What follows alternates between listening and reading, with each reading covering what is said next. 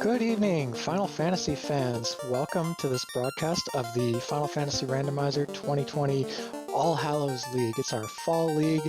We got a lot of fun flag sets cooked up for you thanks to the hardworking organizers in the Final Fantasy Randomizer community. We are on our third race of the first week of races, and I'm Cheesenator, joined in the booth by Demon RHK. Demon, how you doing? I'm doing pretty well, Cheese. Excited to have ourselves another good race in this first week. Been an interesting one so far. Yeah, absolutely. We got some power teams. We got some teams with up and comers. People really just going to be improving on the spot and also being tested on every different facet of randomizer play as we progress from week to week. Week one, you're going to be watching tonight. We've got the classic flag set, which is a little different, but also a little similar to what some of you may have seen in the spring tournament. Demon, what's this one like? All right, so we got a pretty standard opening. It's no free items, so we don't have any of the free ship like you may have saw if you're holdover for have watched any of our spring tournament. We are going to have all of your standard Final Fantasy Randomizer flags if you played them before, so we have access to all of our key items, all of our early items. We also have two of our loose items coming through. So two of these items that they're looking for really much, they're going to be in any chest in the game. So who knows where those are going to pop up. And you'll probably need one. There's one piece of gear padding out the pool. That's the power gauntlet to help people with their win conditions. But yeah, two loose and at most maybe a tail or a ruby as a possible dud. So probably going to be important for all of our runners on stream to open boxes, not leave too much behind, and just go fast. Oh, absolutely. You're going to want to see... depending on what kind of a fan of this you are, you're either going to want to see that early floater and that early canoe, or you don't want to see them at all and watch our runners have a grand old time running all over the world. And on stream for you tonight running, we've got Luffy... Wait, hang on. I don't know if I'm pronouncing this right. Luffy Divitale? Sounds correct. Okay, cool. Or maybe it's Luffy D. Vital. Alright, let's just go around. Cinema B, Wild Ham, Zero, and Sir Link-a-Lot representing the Costa del Soldiers, Team Quack Attack, Team Breakfast, and the Quackening. The Breakfast Club and the Quackening. Yeah, we got a bunch of good teams. Most of these teams are ranking currently after two races right about in the middle of our pack here, so we're going to have some pretty solid performances all around, I would expect.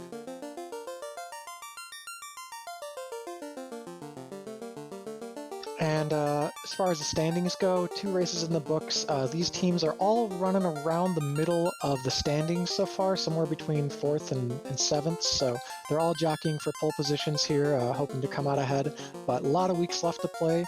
We've got Mario Kart style scoring, so first place, second place, and third place are worth a little bit more, and then it goes down by 1 point for everyone after that. Yeah, absolutely. It looks like we got our party makeups on the screen. Looks like Luffy and Wild Ham both going to be running your traditional fighter rainbow, fighter in one of each of the mages, while both Cinema and Link-a-Lot are going to forgo the white mage and run that risk, with Cinema running fighter thief red black and Link running a more traditional fighter double red black. What do you think about these parties? These are all really great parties for a standard style of flag set. With the two loose and so forth, you're going to want to be having access to all the colors of magic, which they do, and then it's really just a trade-off of like early speed versus late safety when you're carrying that white mage versus that thief. Yeah, absolutely. It really does come down to personal preference, and that's a great thing about these. You're going to see some good deviation and party strats here, and that's going to go. And it looks like we're going to take off immediately.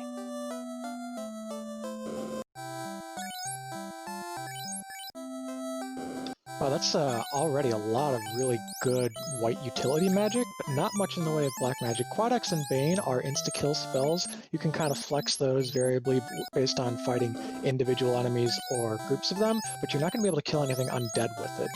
All of our evasion stacking is level 1 white magic, so there's some accessible to both reds and whites, that's good, and then that wall is going to be post-promotion learnable for the Knight and Red Wizard. Yeah, it's gonna be it's really nice to see all of your evasion magics and your really solid defense magics that early. And I really love seeing Quadex here because you know you've got that 100% shot. You just got to get your caster a shot off a Garland here, and you're gonna get through. Yeah, and picking which magic you want out of this set is also going to be pretty tricky for a red mage when there are so many like comparably strong spells. I would like to take maybe a Quad X, an Invis 2, or one of the Invis stacking spells and then save space for that wall, depending on if we see ribbons. But we're already hoofing our way up into the Temple of Fiends, running from Imps and Grimps. Yeah, don't want to see him. Definitely don't want to see those early spells. Imps or the Grimps here can really just have a really rough time. Wow, first box of the game, we have a Loose Crown and Topher. Okay, that's fun. So we can't go to Astos yet. It is blockaded by a river, so we'd need to find a canoe or a ship to make our way over there, but that's going to be an early fetch quest to turn in, and Quadex will usually take down Astos, so we have a way to kill him. Yeah, we have a pretty solid way to get rid of Astos, provided we get our transportation there with either a ship or a canoe, depending if we want to go the long way or the short way.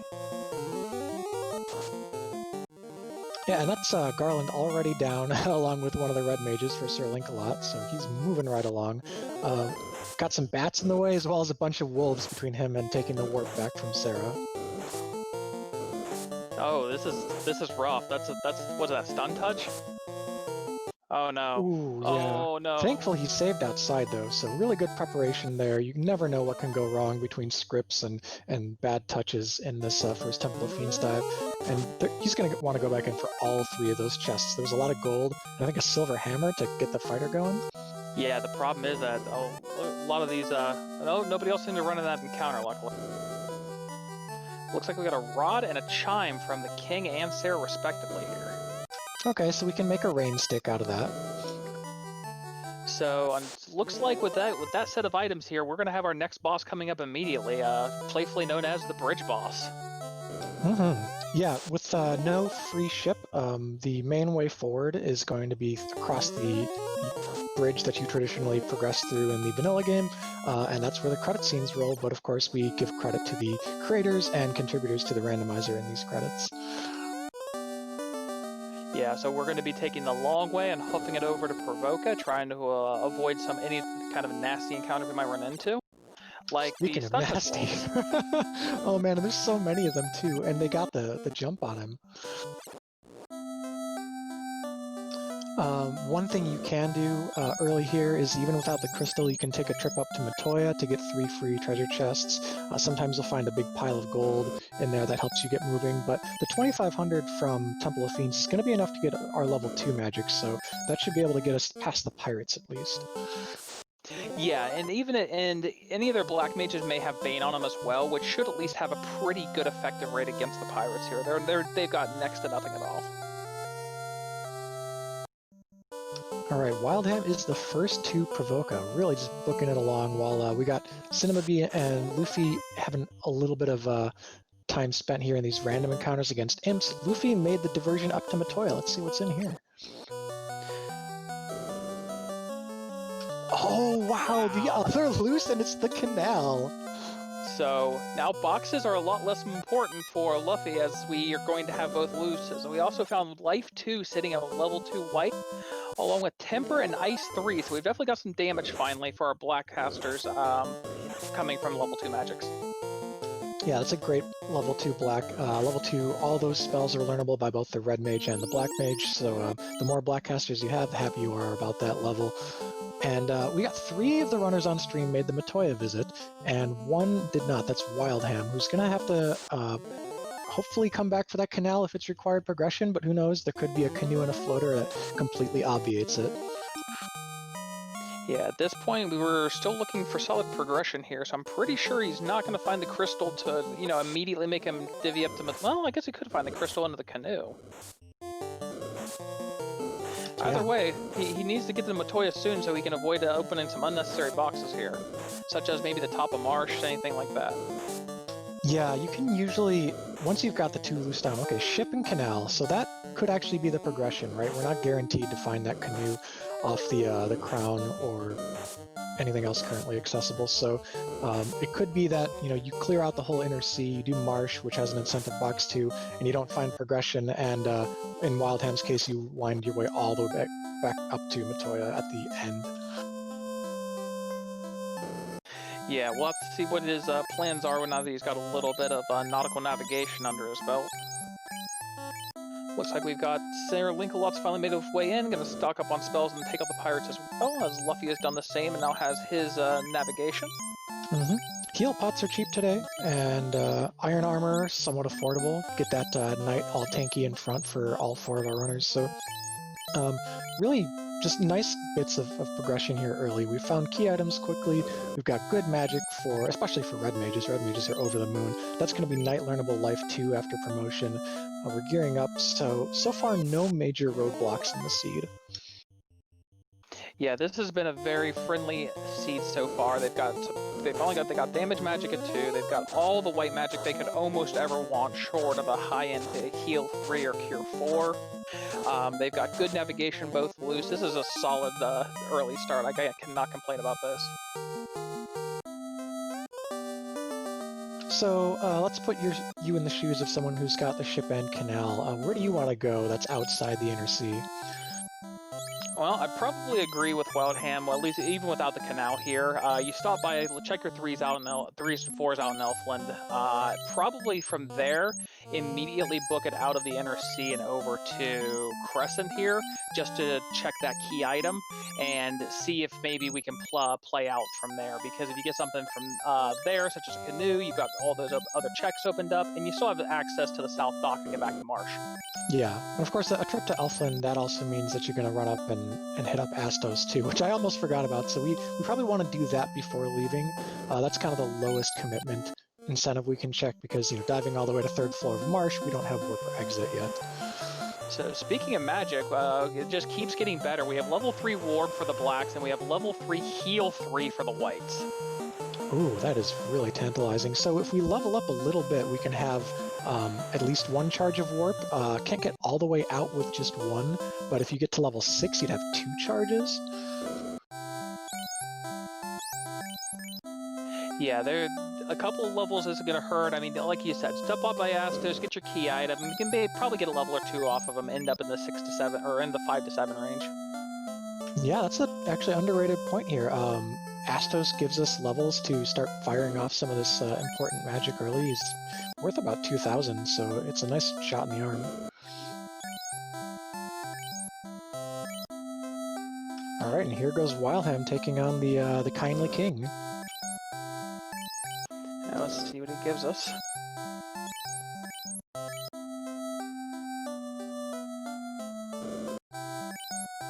Well, one-shot terminated there, but that screen went by so quickly I couldn't tell, so let's look at it on Luffy's screen, and that's a Ruby. Okay, so Ruby, in this flag set, it's accessible now. We can go to Sarda, but there's not going to be anything special in the Titan's Trove. It's not incentivized today, and with the 2 looses accounted for, it's just 4 treasures. Yeah, just those treasures, but unfortunately, maybe just a little unfortunately for Wildham, going to be taking an early dip to Marsh where everybody else might skip it for now because it still hasn't gotten them much way to find that canal. Also, it looks like we missed Nuke at level 4 for the Black Mages, so the magic, this is one of the most generous magic scenes I've seen in a very long time. Yeah, level 4 nuke, that's accessible for both the blacks and the reds, but the black mages will level their way into charges much faster and have probably, 6 or 7 shots of it in the late game, while the reds might have 4 or 5. But still really happy to see that. That'll solve all of our really mid-game to end-game AoE clear once we can start firing those off.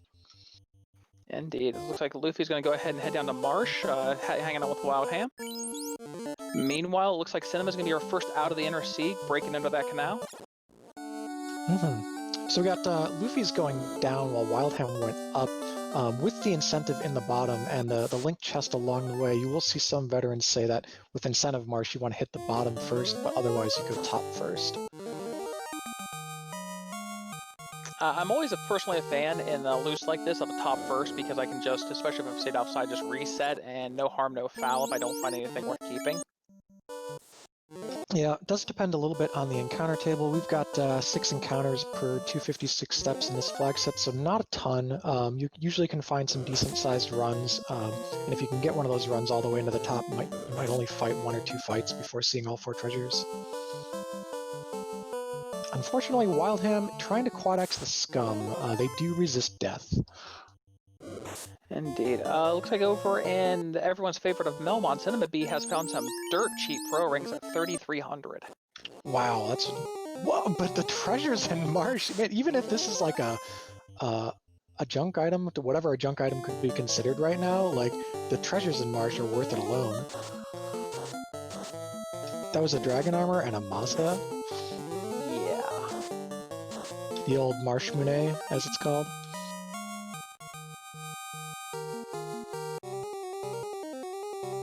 Oh, looks like we've just got a TNT guarded by the Earth variant of a seafood pack. I guess that'd be a salad pack. So the trip has already been worth it for the gear. That TNT though, if you go all the way around, you gotta leave Marsh, get on your boat, go all the way over to the dwarves. You can check 2 chests there and turn in the TNT, but if it turns into like the tail or something, it will feel kind of like a dud trip. So I don't know. I'm certainly glad about getting the Mazda, but it might be kind of a slog for the progression depending on what shows up off that TNT. Yeah, most of our runners are probably going to want to maybe hold that off for a little bit later. Of anybody on screen, I think Wildham, again, being the only one who skipped Batoya, is the only one who's going to have any incentive to go back into the NRC rather than just try to duck on out. Yeah, absolutely. And Cinema Beat, I'm surprised actually with 3 people having the combo of Canal and Ship that Cinema was the only one to make it over to Crescent first. But still fighting encounters on the overworld here, so we don't know what the sages have yet. Yeah, almost there. We've got, I think Wild's having to re-clear here. It unfortunately took a wipe out at the bottom. It's going to be heading back in. Cinema actually coming in now. We're going to find out what our sages have for us today. Oh, well, there's the shop item. That's a pretty expensive tail, but by the time you're in the air, you should probably have enough money to afford it. Even if you don't, having the airship, you'd already be able to check Cardia, check Volcano Armory, and so forth. Yeah, right. Well, by the time you're going to be in the air and the tail becomes relevant, like you said, you're going to have everything that you're going to need probably money-wise. Not the most amazing magic there at level 6. We probably don't end up needing to buy any of that. Sages holding what? The Oxyale. Okay, so it's accessible. We can go there, but there's not going to be any loose, so we're guaranteed to know that we don't need to go to Sea Shrine for progression. Yeah, that's a kind of a sigh of relief there that you don't have to do that super early, canoeless North Continent trip and with the Oxyale yet, because that just feels terrible. Alright, looks like Luffy coming back for that nuke. Gonna get 2 charges of it here because it's pretty affordable. That's a lucky low roll there for the level 4 shop prices. Wildham trying to hoof it out of Marsh Cave still. That's the other thing about the early Marsh dive. It's like you might get rewarded here with the contents of the treasure chests, but yeah, low levels, like you just run into one bad pack with scripts. You don't have any ribbons or any kind of protection yet. Yeah, and even with the Black Mage or the Red Mage maybe having a charge or 2 underneath of them of Warp, you still got to get, it's still 4 floors deep you got to get up? Just 3. Right. But yeah, I like your best bet if you know ahead of time that some team has a script, like maybe you run and have the White Mage cast Wall on someone. Like those are the kinds of things you might have to resort to when you're trying to scrape it out of a Marsh dive. Yeah, the Marsh is notorious just for the wide variety of enemies you're going to run into floor to floor that usually, unfortunately, something is going to roll something bad. Alright, Sir Lancelot first into the Dwarf Cave, gives the Hooray Dwarf a hooray, and must have the setting that leaves the Hooray Dwarf alive, because you can guillotine the Hooray Dwarf now. Yeah, thankfully for him, he's a merciful man. Oh! Well, we have our canoe. And just like that, almost the entire world is open. Now only 2 towns remain locked, and every incentive location that's not the slab turn-in or the bottle turn-in is available. Yeah, absolutely. We have a ruby outstanding. We have access to pretty much everything here. It's, we're 15 minutes in, and short of, the only thing this way that could probably get better for our runners is if Sarda's holding a floater. Yeah, we do have the Sarda check outstanding, and for a lot of the runners, they still don't know about that Oxial over at the Sages. So if Sarda has like Chime or something that doesn't do anything, um, what what's your pick between going to Volcano and Ice versus going to Ordeals and Waterfall? I'd probably go ice here only for the fact I have warp. That's true, yeah. You don't need to check the bottom, so it's actually quite a short dungeon if you only need to dip in, cast Warp, and get out. Yeah, I mean, at this point, you have the best armor in the game and the best sword in the game for your fighter.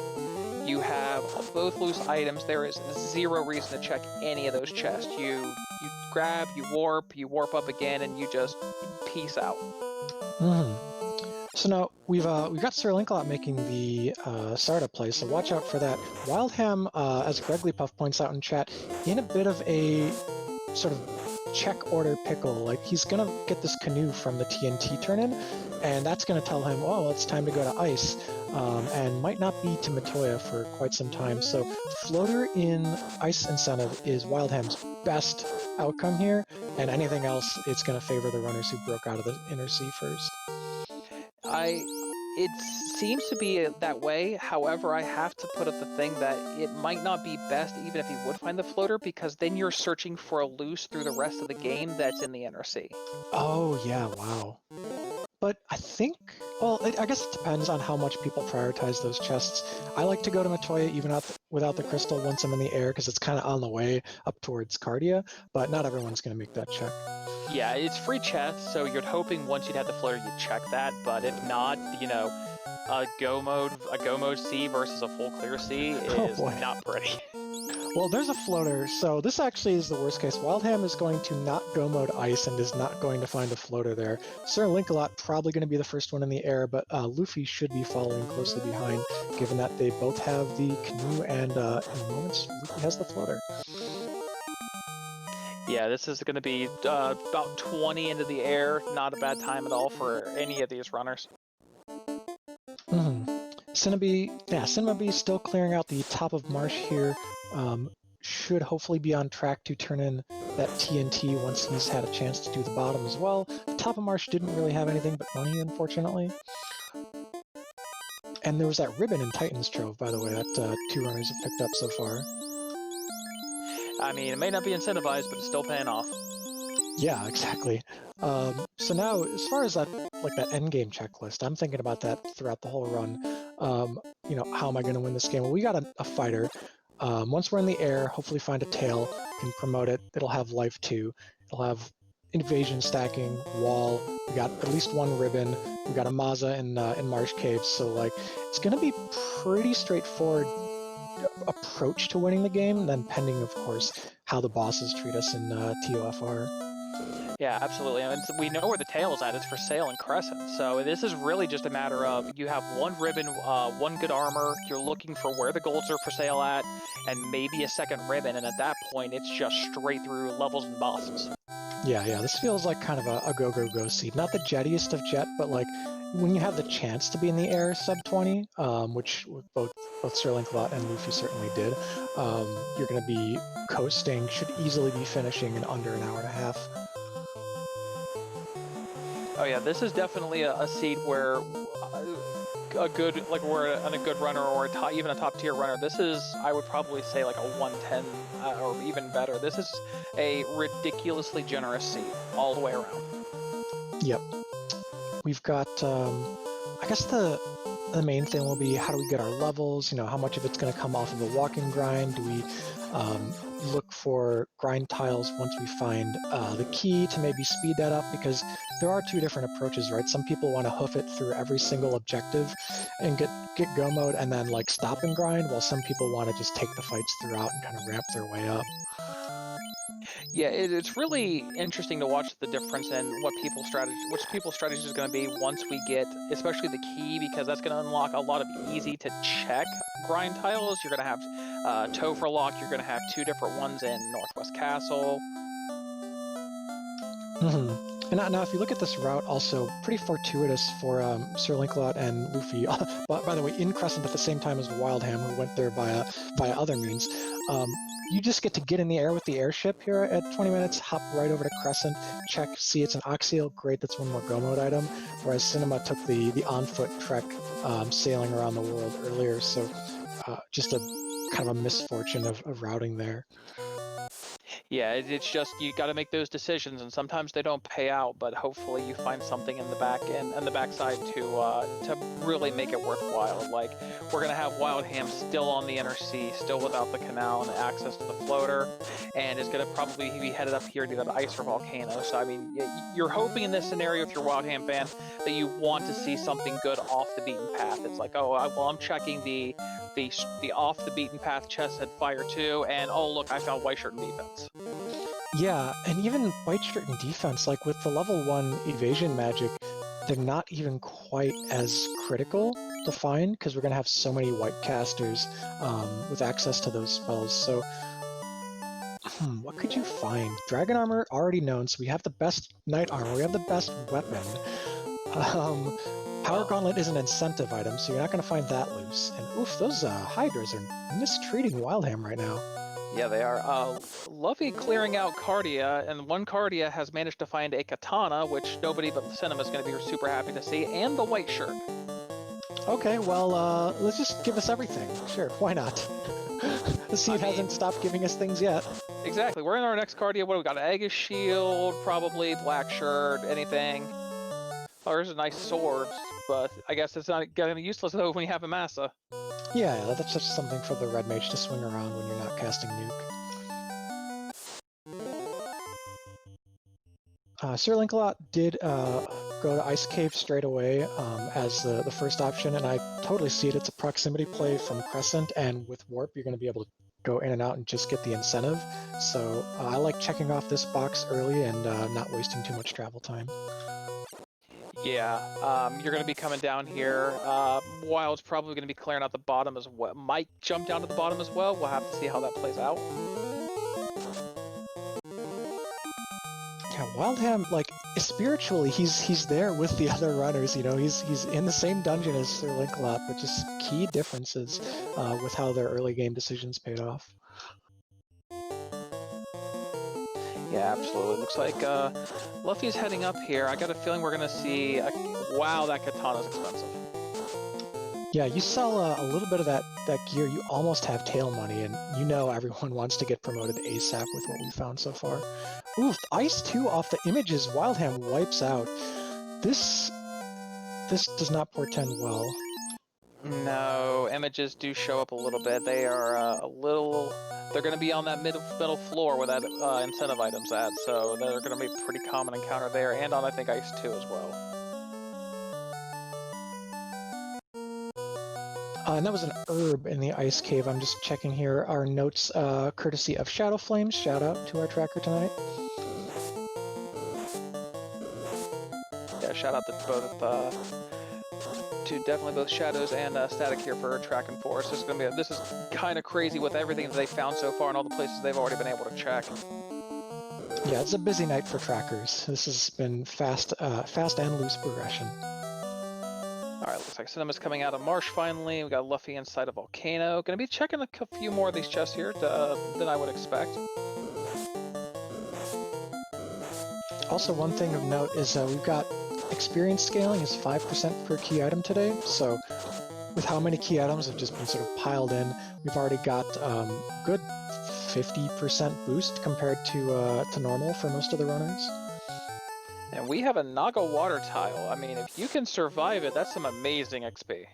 And the waters there are weak to Ice 3, so really set up to sweep this pretty well if they don't have too much HP. Okay, they died to 300, like mid 300s, but not to 256, so they might have just around average HP. They roll 300 in vanilla. Yeah, they didn't roll up super heavy, so you're pretty happy to see this. I mean, this is going to be a chunk of XP, especially with all the key items they already have. Yep, one of the best tiles in the game for sure.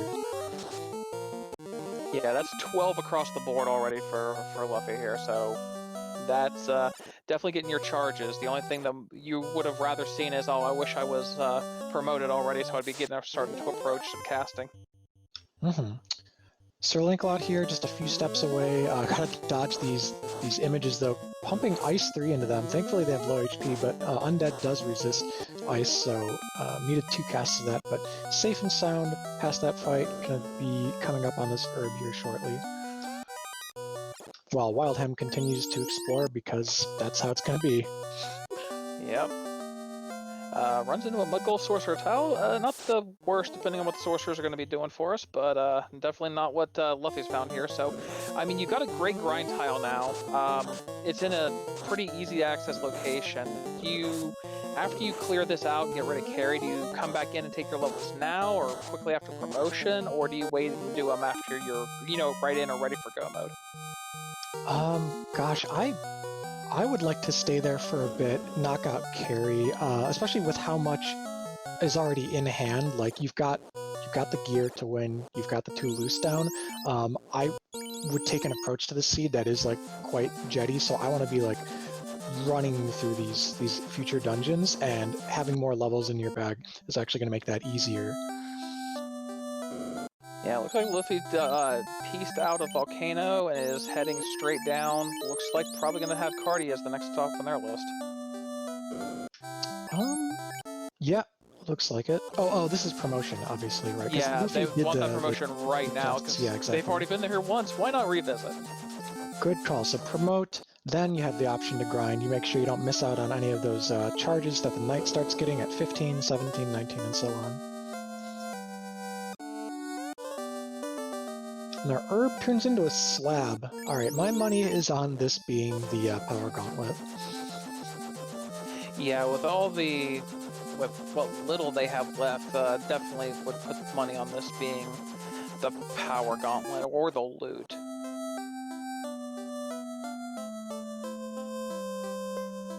Just because I love to see the key at the end of a giant quest chain form. Oh, of course. Yeah, and our key, that's actually something that we haven't seen for a little while with the classic style flags. The key leads to another incentive in this flag set, the Canary Locked treasure chest, where you find the TNT in vanilla. So the key kind of doubles up. It's both a go mode item that you need to win the game, and it's got another incentive behind it.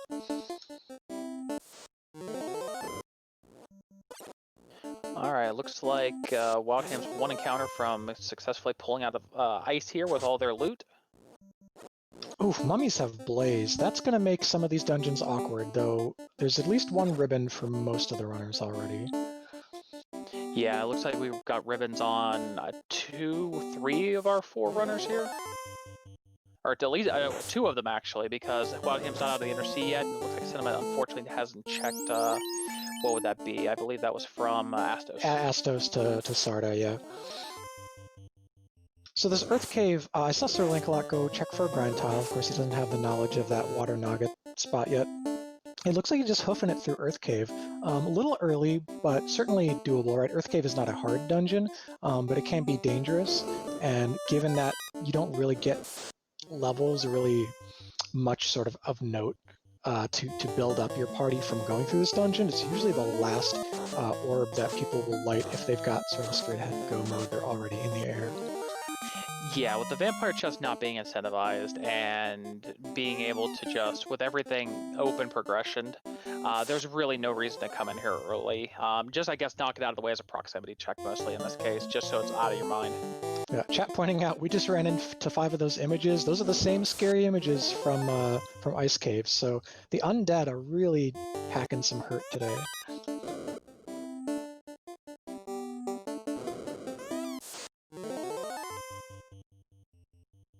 Alright, looks like Cinema's now into Volcano for us. We have Wildham, I would assume, probably going to be following into Volcano as well here with their limited access. Luffy seems to just be continuing doing their overworld clearing. They are now pumped up and ready for the end game at post-promotion here.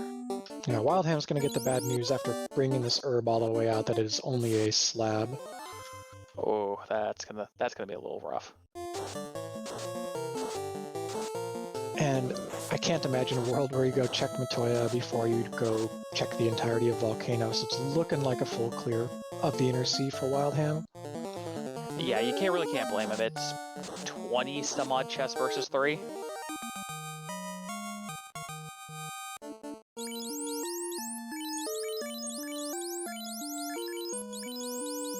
Cinema doing the switchback, doing the chicaning around, gonna see what's in this trap child chest.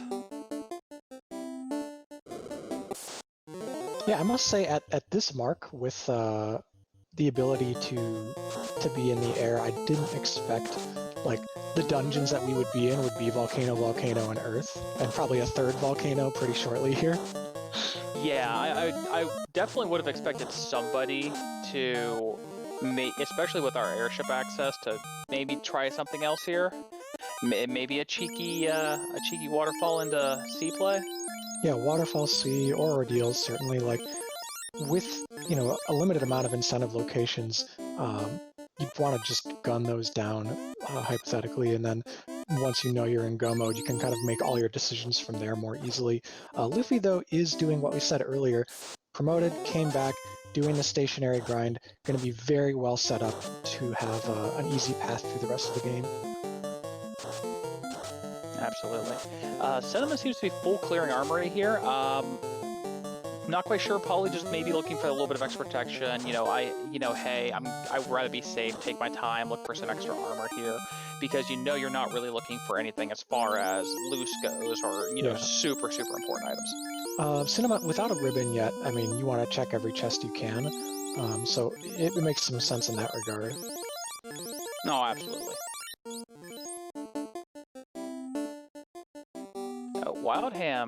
Wildham coming out. Did Wildham actually make the play up to Matoya here? I think they did. I'm going to have to see which direction he's sailing once he gets out of this fight with the shark here. Sailing away, so yeah, that's towards the canal. Wow, did Wildham really make the big brain play and avoid the full clear in Volcano? That's good. That would have to be a sigh of relief. It's like, oh man, I guess I'll go check Matoya real quick. I mean, that's got to be simultaneously the best and worst feeling in the world, because it's like, oh, I found the second loose. It was available at the start of the game. Yeah, I guess so. Mostly he's just down the time from Ice Cave, right? The clearing all the chests, plus I think one wipe on the way down the first time through. Also a little bit of time spent in the river against some nasty enemies, the Hydras and so forth.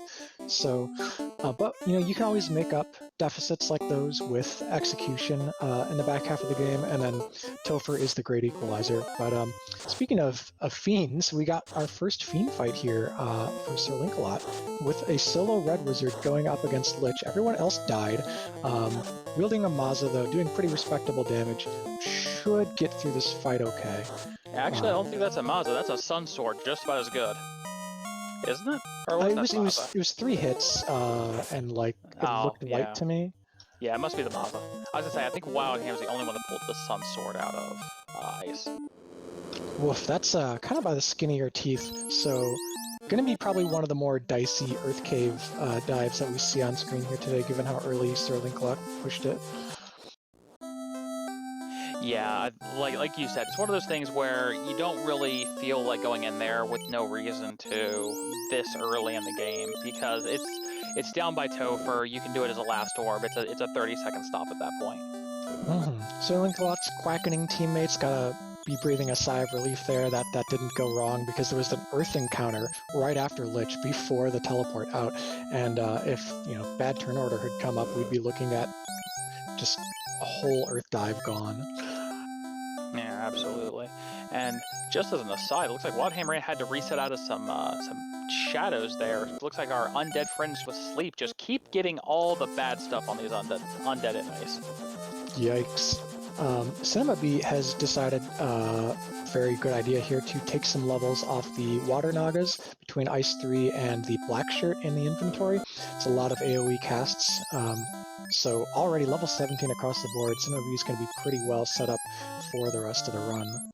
Oh, absolutely. And I mean, it was such... You gotta give it to those Naga Waters. They were so nice. Even helping put the Black Mage down for... Or not the... the Thief down for a nap so you can level more efficiently. What friendly enemies. Luffy is in the bottom of Ice Cave. I wonder what this could be. Either the search for ribbon number 2, maybe, or there is a chance that someone might miscount the loose items. So the flag set is pretty straightforward. It says 2 loose, but we did kind of train a lot of people this spring to not think of the canal as one of the loose items. So there could be that in the back of someone's mind. Yeah, that's the only aside is unfortunately one of those 2 loose was canal, and unlike in spring where the canal was not in the key item pool technically, and this one it is, so it does actually count as a loose, whereas in spring it was 2 loose plus the canal. Yeah. That used to happen to me occasionally with the bridge. When you don't have free bridge, it's actually not possible to be in the incentive pool, so you'll find a bridge in a chest and be like, sweet, I got a loose item, and it doesn't count. Luffy came across the Aegis shield. That must have been somewhere here on ice, I believe. That's going to be a really well outfitted knight. You can throw Aegis, Dragon, and Pro Ring on a knight and get 5 out of the 8 elemental resistances on it, and keep your ribbon on one of your other life casters, probably the Red Mage or Red Wizard rather. And your team will be pretty solid up through pretty much Topher when you got to start worrying about resistance to Crack and Bane and so forth. Oh yeah, absolutely. The Dragon Aegis combo is helpful enough for most stuff that the fighter needs to resist. All your, especially your, I believe, your time magics.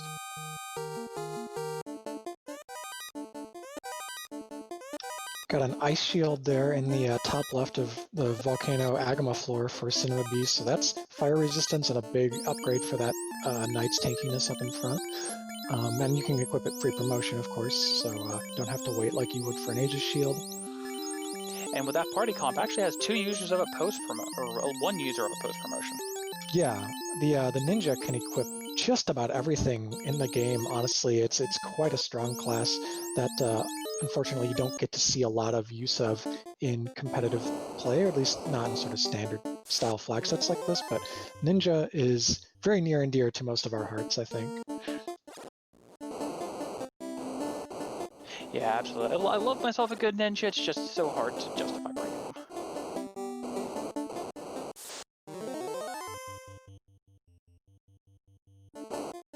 So Link going down here. I think Link headed down along with Cinema. We're going to give us our first look at Carrie here soon.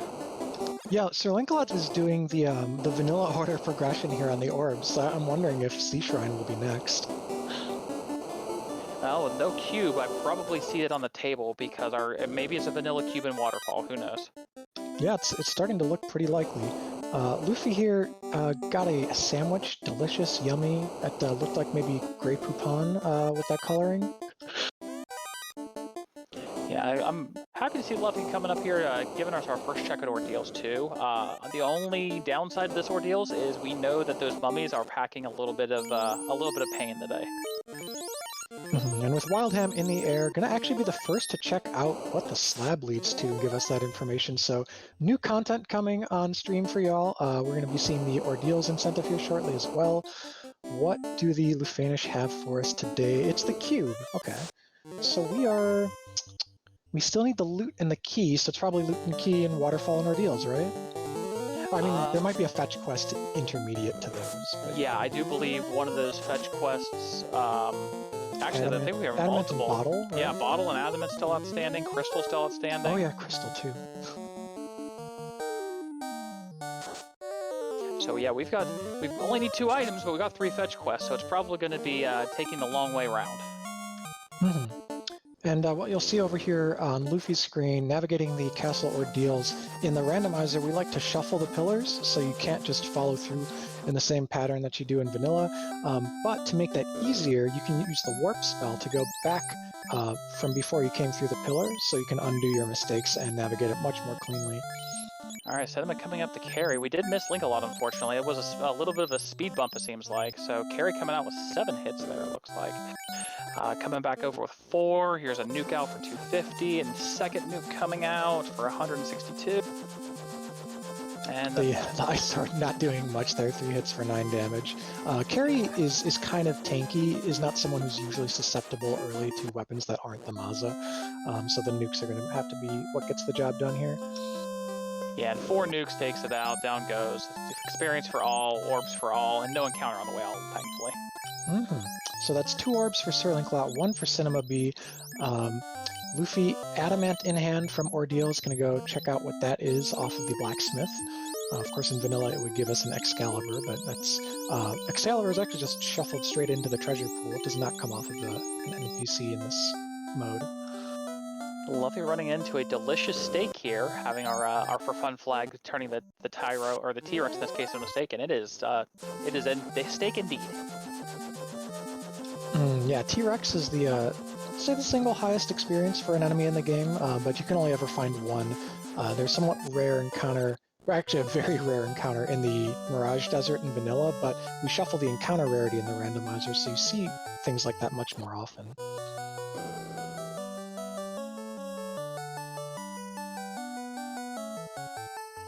Looks like Link's going to be our second player to promotion here. As Wild still just making their way through the ordeals here, going to try to get their Adamant out.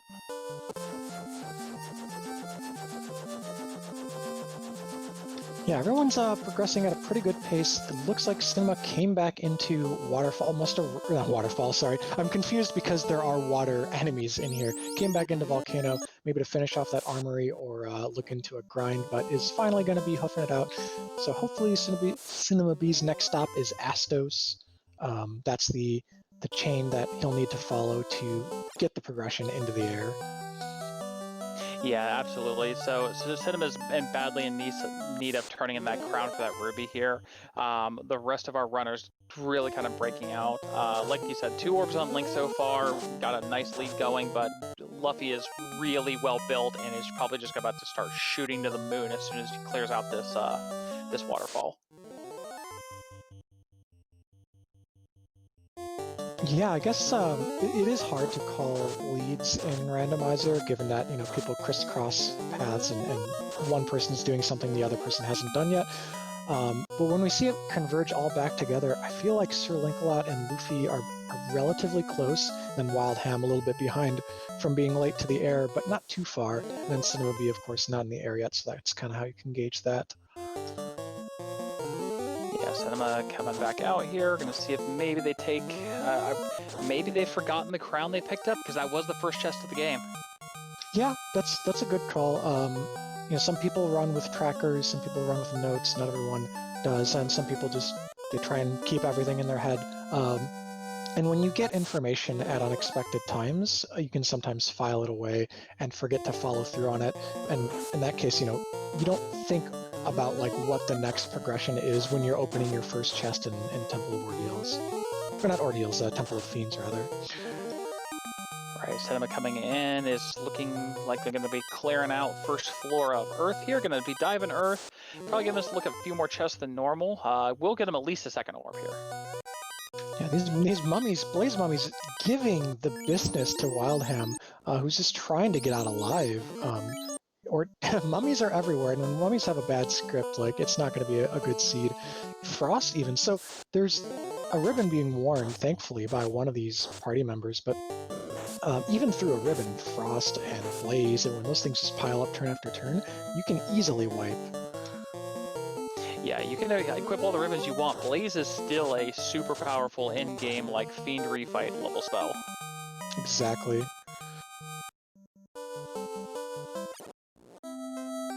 And possibly just as predicted here, I think we're going to see the vanilla chronological order of orbs for Sir Lancelot, who's making his way over to the Sea Shrine pending a level 7 magic check here. Lock and Break. Okay, so that break is castable at level 20 on the Black Mage. That Fade is not purchasable by anyone. And the Lock there as well. I'm not sure if Lock 2 was available, but Lock, good for lowering Fiend evasion. Luffy's in the same shops right now. Yeah, Break is an instant kill that would have been very good to have for Kraken, and I think Luffy and Sir Lancelot just a bit short. They're high teens.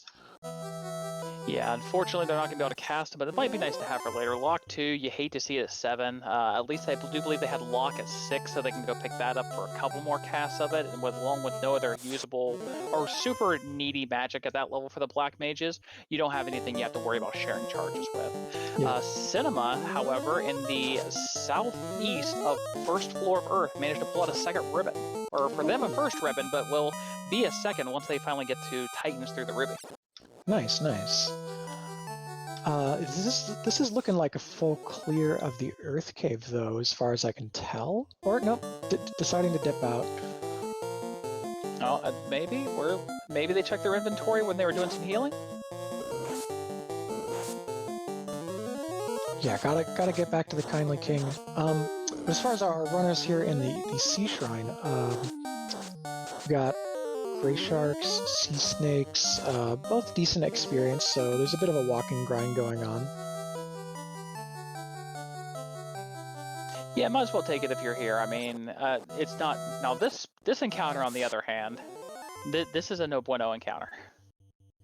Yeah, it depends for me on, like, do I have Zeus Gauntlet, Thorhammer, that kind of stuff, if I want to take out the big packs of Red Sehags and Wizard Sehags. It's actually a decent experience, but thankfully it's runnable now. Up until very recently, just a couple months ago, on our live site, the Red Sehag encounter and the Iron Goal encounter were always unrunnable, but they've been mixed up now, so they can shuffle into the run pool as well. Yeah, absolutely. Luffy, coming into one single chest there in Sharknado and passing up the 4 steps required for the other 2 chests, a little bit of disrespect. I mean, if you're going to check one, at least check all the free ones. And the X-Cow, normally you'd be happy to see it, but we're not so much in this case with you already having a Massa. Yeah, X-Cal, I mean, if you have an X-Cal, that's going to increase sort of your walking DPS as you just go through trash mobs and mini bosses and so forth on your way up through the lighting the 4 orbs. But then once you get into Topher, of course, there's only one true wielder of the Maza. But we got Luffy on Kraken. Let's see if we're going to have a Wimp Kraken or if he's been hitting the gym. Ooh, stun touch on 6 hits. That would be scary, but I feel like between the evasion stacking and the fact that this party is so well prepared, we probably don't have much to worry about. Yeah, the important part there you saw was 6 hits for 252 as opposed to your normal 6 hits for somewhere in the neighborhood of 1400. Wait, I'm pretty sure the fighter just did like 1200 and Kraken didn't die. Now we are on 180% scaling, which means, oh, there's another big 1200 hit. Kraken goes down. Luffy lights the water orb first on stream to do that. We're on 180% scaling, and that Kraken has 800 in vanilla, so that's, I mean... Yeah, that's almost max roll on there. He a chunky boy tonight. Yeah, exactly.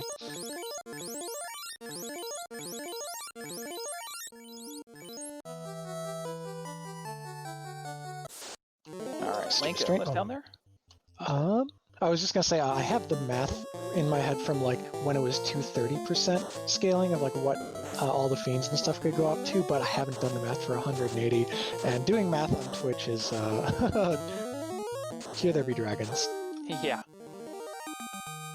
Alright, Cinema looks to be diving ice. I'm just gonna have to avoid some of those nasty images on the way down. Should be okay. Luffy nabbed a key. Gonna go check out these key locks here, and then can head right over to Caneria to check for 5 more treasures plus 1 more incentive. Oh, and the 3rd ribbon. This seed couldn't be any kinder. Absolutely unbelievable. So we've got all 3 ribbons, though most of our runners, probably besides Cinema, are only going to see 2 because, well, one of them has already been through Earth, and I don't think anybody else is going to be taking a dip down to the south side of Earth one. Yeah, and there's a Vorpal. So, Vorpal unlikely to be needed in this scaling, but, you know, if Chaos, Tiamat, and so forth roll very high on HP and on Absorb, and maybe there's Nuke coming out and it's taking out the black magic casters or something, you could have to rely on the Vorpal crits, but again, not going to be probably how we win, given that we've got Maza. Yeah, but what else is your red mage going to swing? I guess the Sun Sword? Well, I don't know. I guess the Fiend, yeah, Vorpal, because, you know, any chip crits are worth it. So we're having more fun in the waterfall with our blaze mummies because they show up absolutely everywhere in the game. Yeah, Luffy is now Go Mode -1 with that turn-in.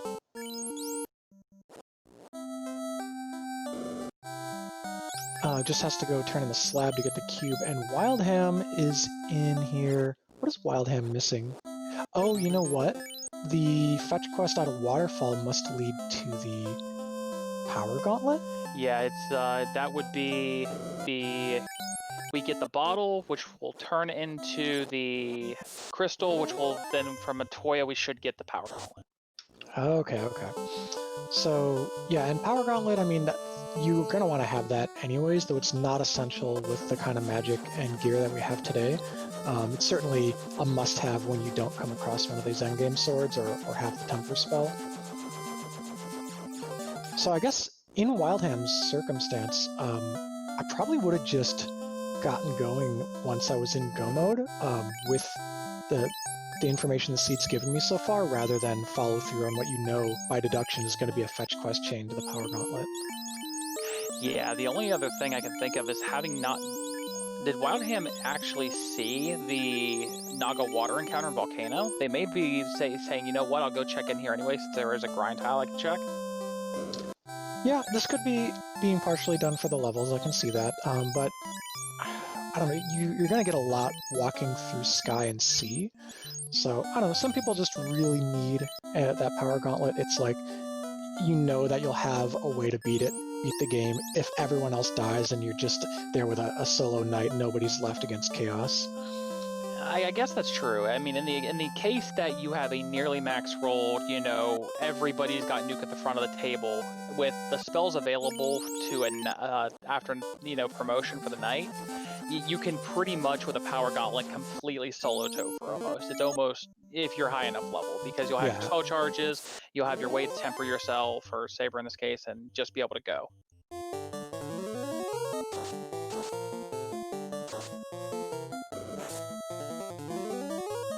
Alright, Cinema B is in the ice cave, so deciding to clear out more of the inner sea.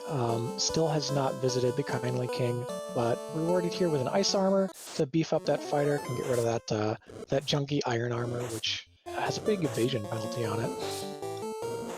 Yeah, not quite as big of an evasion penalty as the steel armor, which is still worth it for the defense, but any upgrade into any of those elemental armors, especially if you have the opposite matching shield, is just amazing. It's just really good to have pre-promotion rather. Yeah, the pre-promotion special for like a knight, for example, or not a knight, that's the promoted class. For a fighter, for example, is you get your Maza, which any class can equip, then you get your flame armor and ice shield or vice versa, and a pro ring, and like, you're in pretty good shape for taking down fiends like that, in case the tail is off buried somewhere or it's loose and you can't find it. Yeah, not to mention, and with this party comp, that at post-promotion, that all just slides down one slot to your thief at that point, now ninja, who are going to equip the pre-promotion special, which becomes the post-promotion special. Yep, absolutely. Luffy is in Sky, heading up through the Mirage Tower now, so going for his second orb. Sir Lancelot in the area, having just gotten the cube from the kind Lufanish, and that'll be Sir Lancelot's fourth orb, so he's knocking out orbs before Go Mode. Luffy did the opposite. Go Mode first, then get orbs. Yeah, but once you've got the 4 orbs with the location of these 2 last items you need, it's not long at all. Yeah, that said, Luffy clearing out the less than greater than room, so might still be looking for something, maybe that third ribbon that he is not aware of in Earth Cave.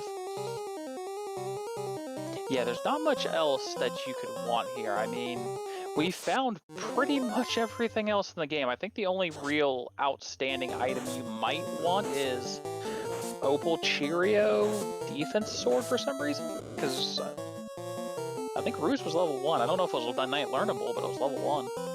Yeah, I like with all 3 of the evasion spells being at level 1, I didn't take note of which was in the white locked spot. I know that the promotion locked spot was wall. So that being said, with wall available, like 1 ribbon in wall would be fine. We got 2 ribbons in wall.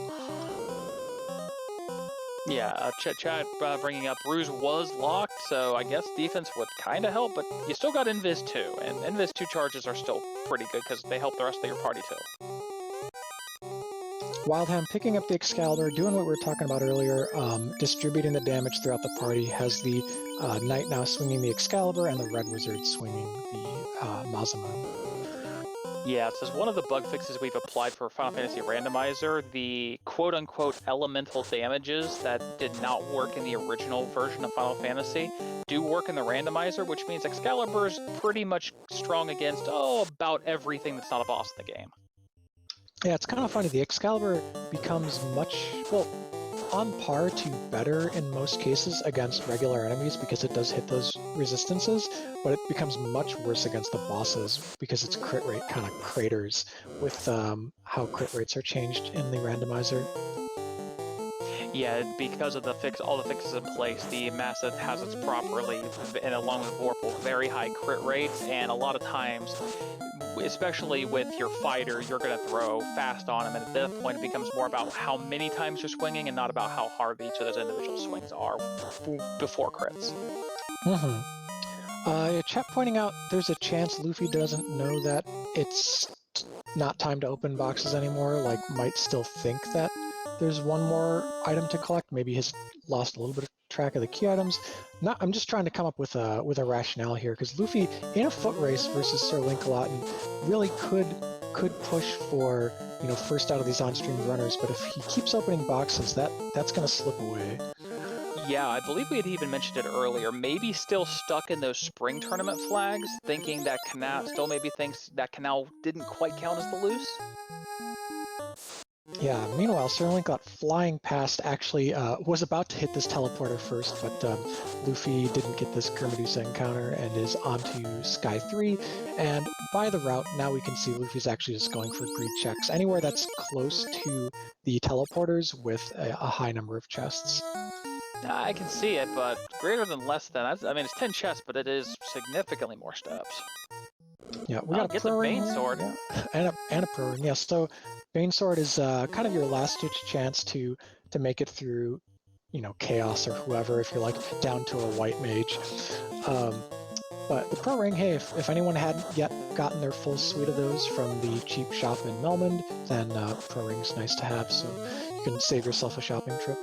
Absolutely. Speaking of Chaos, I believe Luffy is just a fan of Chaos here, going with left and up on the maze floor. I mean, just who goes left and up? You always go right and up. Come on.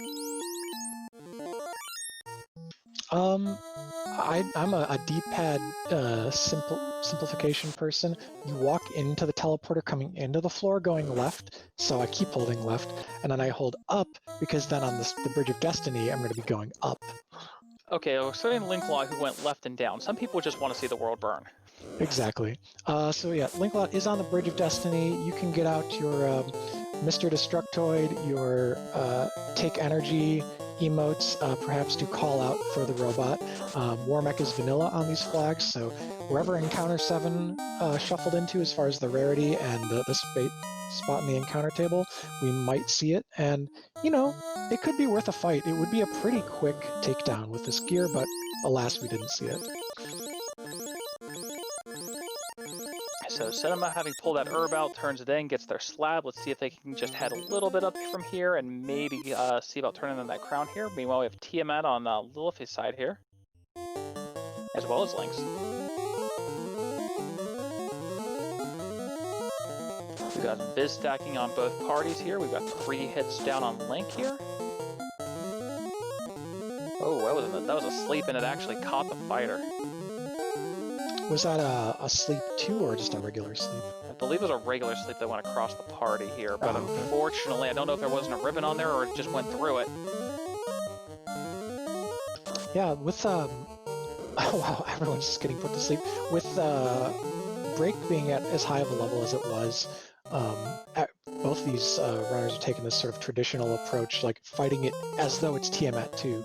And Luffy did get through it successfully, so lights his second orb, just shy of the hour mark, similar to Sir Lancelot. So that's all 4 orbs for Sir Lancelot, first on stream with that accomplished. Yeah, Yeah, I believe DVS pointing it out. I believe there was a poison smoke here that came up on one of those here.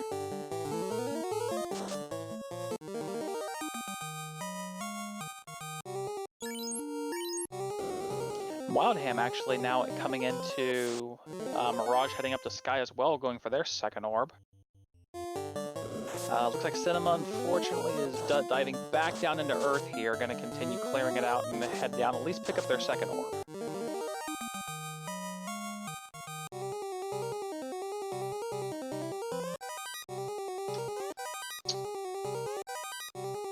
Got a blue dragon here for Wildham. I'm gonna actually fight it. When you've got, you know, solid weapons. Whoa, wow, that red mage just disappeared. Was that a death touch? Didn't see damage, but I may have just missed it. I may have blinked by and I missed the damage, but he is definitely on the floor one way or another. Yeah, I was just about to talk about, you know, blue dragons, they're kind of worth fighting, they're kind of not. It really depends on what you've got, and then when they can just delete a character from your lineup, maybe not worth it. But they're only encountered in the Mirage Tower, I'm pretty sure. They are a rare encounter on the earlier floors, and then in the vanilla game, that's a spike tile encounter. One of the 4 elemental dragons that shares an ability with Tiamat 1 and 2.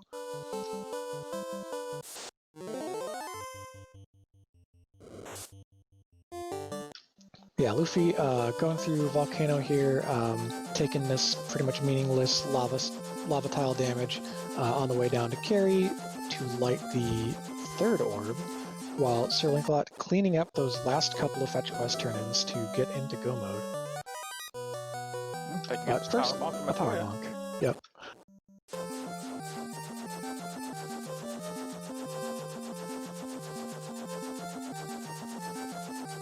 Alright, we got Cinema coming in Earth 3, Luffy still going down through Volcano. I believe Wild's finally into Sky proper, is on Sky Maze already. So we got our 3rd chance at our robot friend coming up here. Mm-hmm. And Cinema B is just laying waste to these bats. 2 key keys and just gone, like not having any mercy for the creatures in the Port Earth Cave. Yeah, just all the animals just going down. Decides to warp back after checking that chest in the upper corner of Earth 3. Yeah, unfortunately, getting bad turn order here against these images with ice too. That could have been spooky.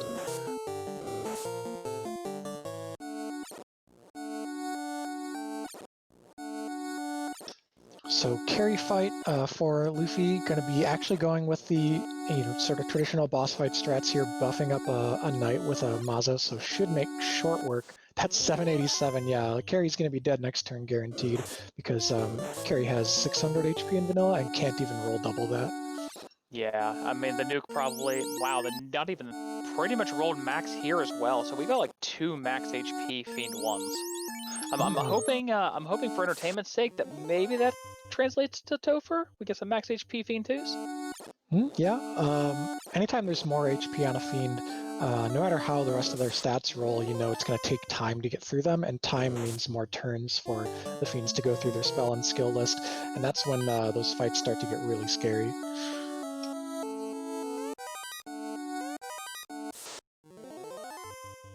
Alright, Wildham almost up. We got one last shot, I think, a couple steps before the door. And we're going to be in Tiamat. No robot there. Meanwhile, blink and you missed it. There was a vampire on Cinema's screen. Cinema's going to be diving down through Earth 4 now. Luffy going to be coming in to Earth right behind him. And you're going to see a slight difference in the clear speeds between these two when you're coming in at these different levels with these different intents. Oh, we're going to have a Hall of Giants check. Interesting. I feel like I guess you could luck into like a 3rd eye grind here or something and just be like, I want to coast right up to whatever my comfort level is for clearing Topher in a matter of a few fights if you get lucky, but didn't find it. So it's just going to head on down to Lich. Yeah, at this point it's going to be, do you run from them or do they run from you first? Yeah, so really, I mean, Luffy just has a few floors of Earth to work through, while Sir Linkalot's gotta just get back with this this fetch quest turn in here. Adamant to key to loot, I'm pretty sure. Yep, Adamant to key to loot and Corneria lock, and they'll be able to make their preparations for their first Topher dive. Stopping, of course, to pick up the Life 2 magic here on the night. Very, very warranted. So yeah, looks like as far as travel time goes, Sir Lancelot does have the fastest path into Topher between the two of them, but Luffy won't be far behind, though maybe has to stop checking these out-of-the-way treasure chests. I'm not sure what you could still be looking for. Yeah, like I said, it's very limited what the things in the game they still haven't found. I believe they did find the black shirt eventually, so I think it's literally just defense and the third ribbon, which we know he's not going to run into. And of course, don't sleep on Wildham here, who's making it through the volcano on the way to his third orb. He'll just have Earth Cave left after that, so he'll be, within a Topher wipe of either of these two frontrunners. Yeah, I gotta give it to Wildham for being a few minutes off pace due to not checking Matoya early. He has done a really good job just keeping right in the thick of things of our forerunners on stream.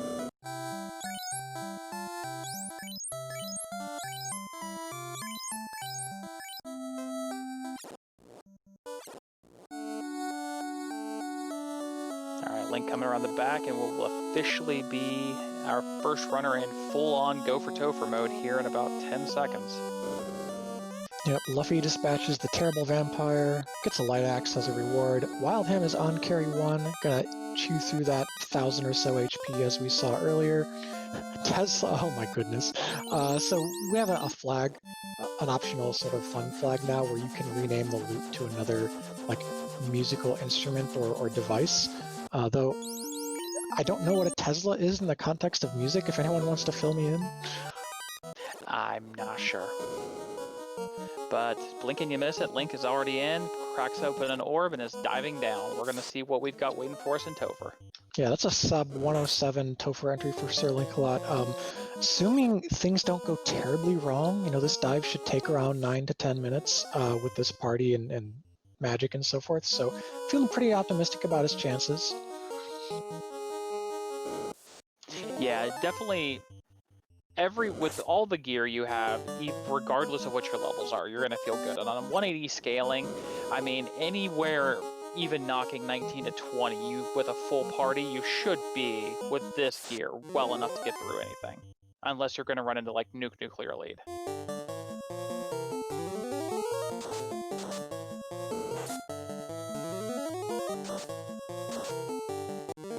Who takes out a Chimera, the rarely seen cousin of the Chimera, worth a lot of experience though.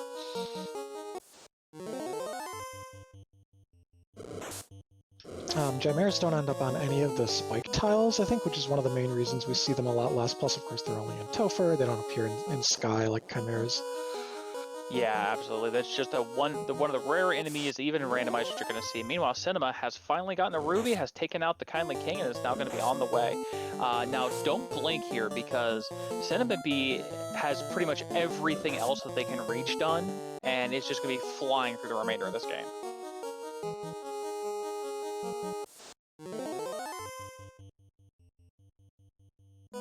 Alright, that's the last orb lit for Luffy. Wildham's about halfway through Earth Cave, and Sir Lancelot is on the... He's menuing right now, he's on the menu. He's on the step before Lich, here okay, we there we go. Yeah, looks like all nukes, and why not? You've got so many charges of it. Lich is 500 HP in vanilla, so could go down this first round, and does so. So, Lich might do things. We might find out later. Stay tuned.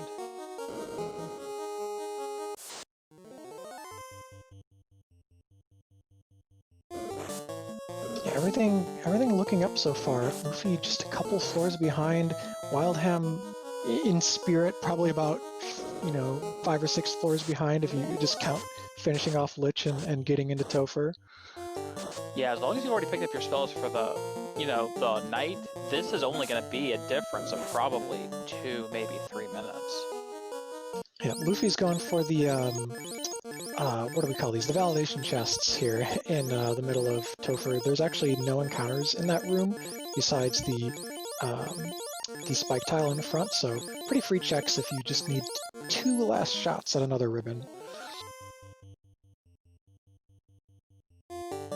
Alright, so maybe coming up, picking up their floater from Sarda. They're going to be in the air here very, very quickly and momentarily.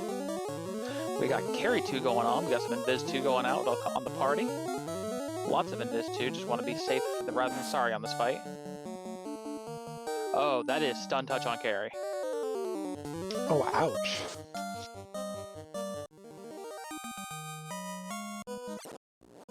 But fortunately, we got enough work done that the one nuke finished him off.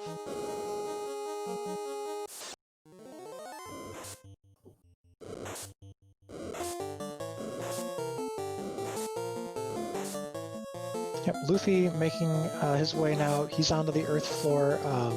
Couple fights away here from Lich and Sir Linklot, approaching Kraken. Pretty much the first gatekeeper in these kinds of flags. You know, Carry and Lich aren't going to present too much of a threat on 180% scaling. But Kraken can punch hard in vanilla, so if those punches roll up, you can roll more hits, more damage per, and really capable of one-shotting anyone in this party, even that bulky knight. Yeah, enough hits get through, and that knight is, regardless of HP, going to be just taking a dirt nap.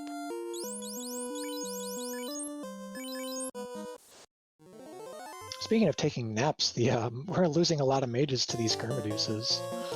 Yeah, good thing we got Life 2 on that night, because those Gurmaduses, I saw a lot of glance going out with only 2 ribbons of damage poison.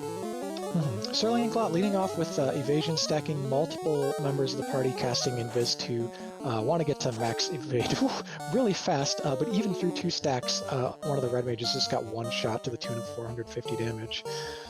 So we'll see. The knight is even going to chip in here. Really concerned about the safety of our party through punches like that. So we're up to 4 stacks now, party-wide. But nuclear, oh boy, so the black mage is down 2. That's a source of both raw damage from nuke and also sustained damage from temper. Heal 3, gonna try and keep this red mage alive. The time stop, oh wow! Are either of them wearing ribbons? That's, at least one of them I feel like must have a ribbon on. Because that stop is time elemental, but ribbons will stop that, so someone I think just got stopped for a ribbon. Yeah, and there's Fire 3. I don't think we found Cure 4, so we're not dispelling that stun anytime soon. Yeah, I mean, I think you just fire off nukes here, right? Oh, gonna wall... Okay, maybe the ribbon was on the red mage that died. That could actually explain it. Because he took a shot of wall there on his living red mage. I did miss what Lich 2 was tossing there, but we do have 2 dead, or did have a dead Light Warrior 2 on Luffy's side here. I guess we'll see when Wadham comes up here just immediately behind. Yeah, definitely not to be discounted, despite the low HP. You know, Lich does have nuke and vanilla, so someone you always have to take seriously. Go in with a full HP pool if you can. This knight still alive, still swinging at Kraken. Kraken is down. Okay, so Sir Linklot does make it through that fight, but very, very dicey. Like, was double-digit HP. Gonna bring one of these red mages back to life, though, and that should... Unless... So, life was at level 2, right? So, we're running without having res... I'm a little worried here. That's 5 waters. Yeah, and the knight doesn't have the best run percentage. Wait, maybe have all the charges been used? I'm worried that this is maybe a solo trip here with the knight. Oh wow, did that say 0 for level 2? I think it might have. Yeah, okay. So we're gonna have to go. Looks like Gold Bracelet, Pro Ring, Ribbon is our weapons of choice, and we're just whacking away at Tia here, seeing how much damage we do. Do have a Power Gauntlet, might have to stop and use it, but it's just going with the A and Prey strats. Oh, there's the reset. Ouch. Unfortunate for Sir Linklot, but I feel like with average luck, you probably can get through the dive on the next try. Like, nuclear isn't as bad as nuke, so if you keep all the mages, or at least the 2 red mages above 320 HP, they'll live through that. But it might be a better idea, rather than evasion stacking against Kraken, to just pump in nuke, nuke, nuke, and just see if maybe the HP rolled low. Yeah, absolutely. So, Luffy coming up here on the Kraken 2 fight, and it looks like Chad helping us out here that Tia 2's packing Stone Touch. Oh, goodness, wow, okay. Yeah, the reset was so fast I didn't even see the Knight from the Stone there. But we've got the Wildham and Luffy on simultaneous Kraken 2 fights, so this is absolutely a foot race. In 6th place out of 13 or 14. So yeah, we're going to see them come through here real quick. Just a couple minutes.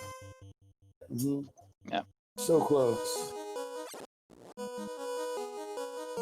We got some audio coming through here on the broadcast right now, but Luffy and Wildham. Luffy first through Kraken there, really clutching it out. Yeah, gonna be coming through. Gonna have a really rough Tia to deal with here, but we'll see how it goes through.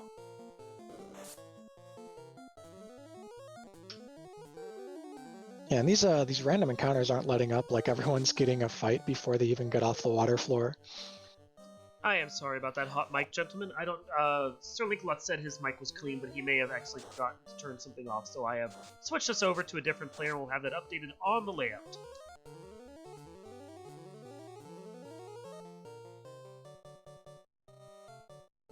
All right, 4 worms here. A fight which you can take for a lot of experience, but probably not needed this late. They can sometimes roll really high HP, so Luffy decides to take it, is going to be rewarded with a pile of experience, so a little bit more safety in terms of levels before the final couple fights. You get HP and MDef every level especially, so slightly increased chances to get favorable rolls of spells against your characters. Yeah, I mean you can always experience never hurts. We'll start with that. I mean you can always use an extra level or 2. You never know. It might just be that 2 hit points that saves you.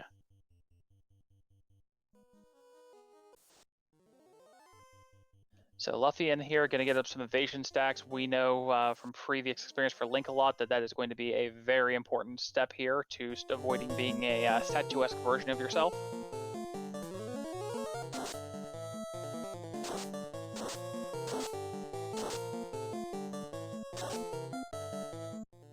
Oh, and it looks like Wildham has run into a nuclear from Tia 2. Oof. Yeah, nuclear. So that's 2 of the 4 nuclears accounted for, at least between Kraken and Tiamat so far. I guess bright side is that means less likely to be in Chaos's skill list. Right. Luffy gets through. Looks like that we are back. We are all non-statuesque, and we're getting ready for our last couple steps here to make sure we can get through to Chaos himself.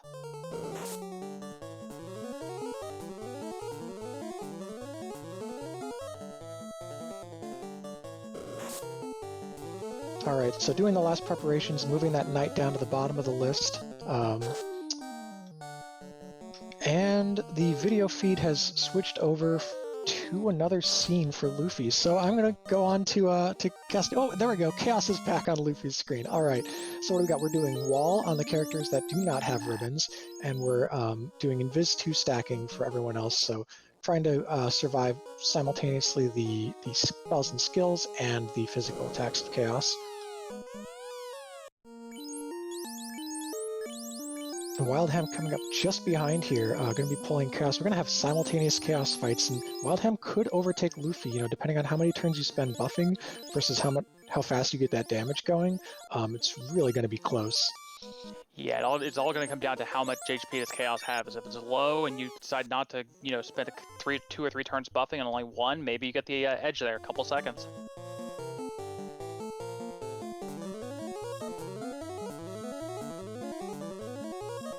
Yep, oh, we got swings coming out here. Luffy just did 6 hits for, I want to say that was 800 and change. So that's a pretty good chunk. Chaos and these flags can roll up into the high 2000s. Actually, no, sorry, the mid 3000s, excuse me. 3600, that's the max roll, yeah. Yeah, you can get up pretty high there, but I think we're about 1,000, 1,200 in, so we should be starting to approach the first area where we can... Oh, never mind. All right, and that is a finish. So that is Luffy coming in 6th place overall with an official SRL time of 1:19.13. GG's. We do have 10 total runners playing tonight, only 4 on the restream, so there were 5 finishers before Luffy. Wildham, though, gonna close out this chaos fight hopefully soon as well. Is still casting out some tempers, just making that final swing from the knight that much more vicious. How much is it gonna do?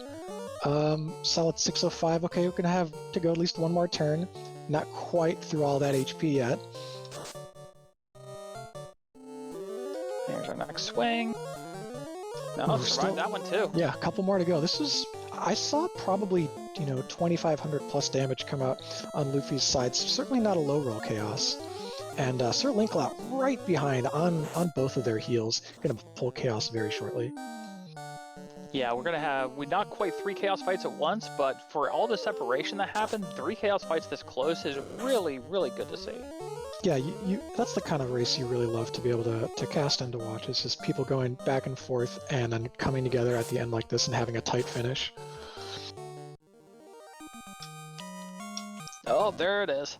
All right, and that is in the books for Wildham. He's finished in 7th place with an official SRL time of 1 hour, 20 minutes, and 48 seconds. Get out your GGs as well for Wildham.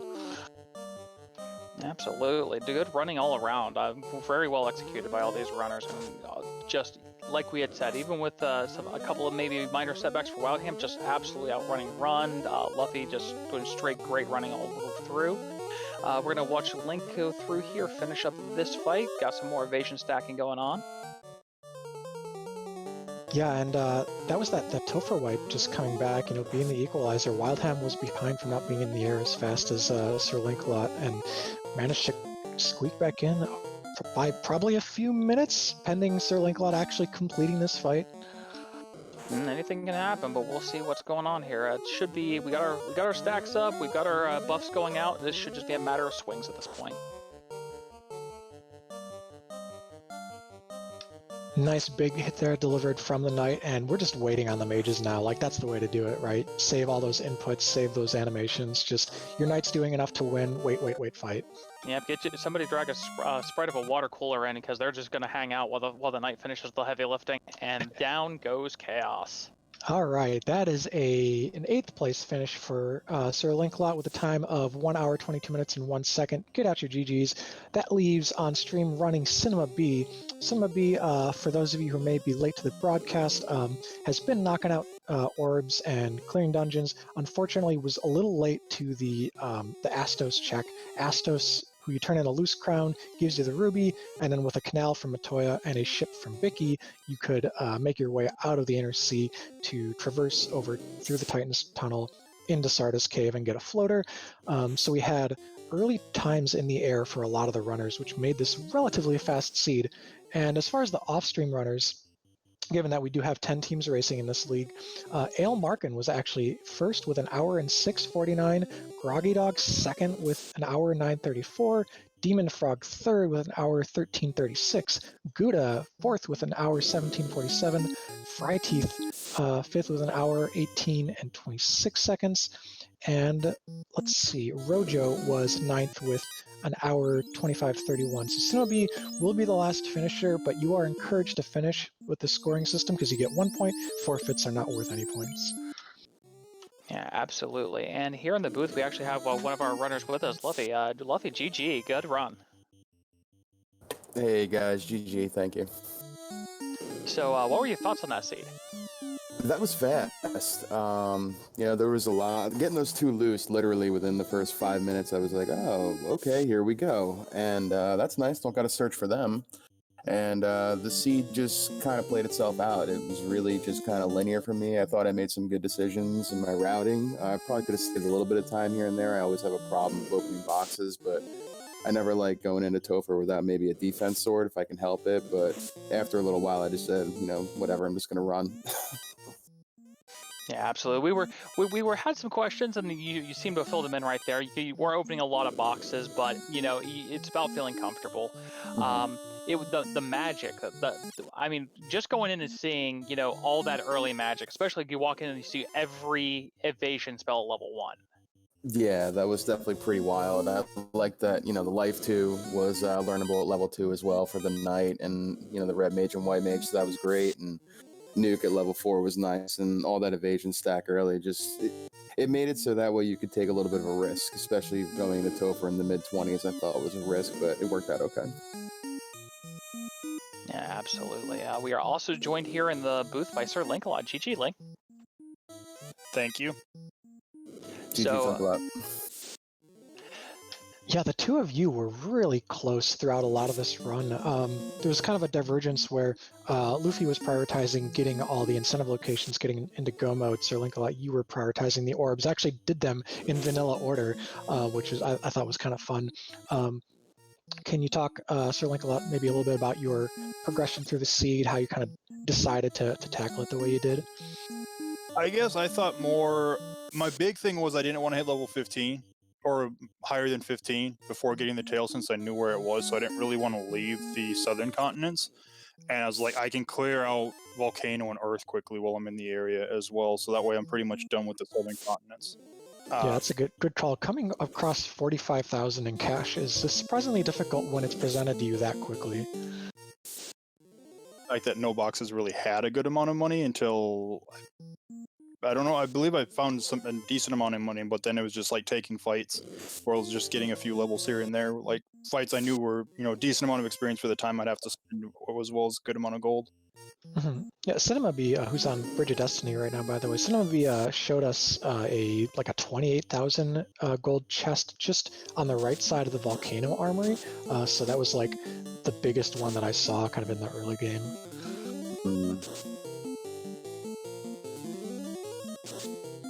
So we unfortunately we did have a bit of a dramatic Topher for you, Sir Link. You ran into a Stone Touch Tiamat with only one character up.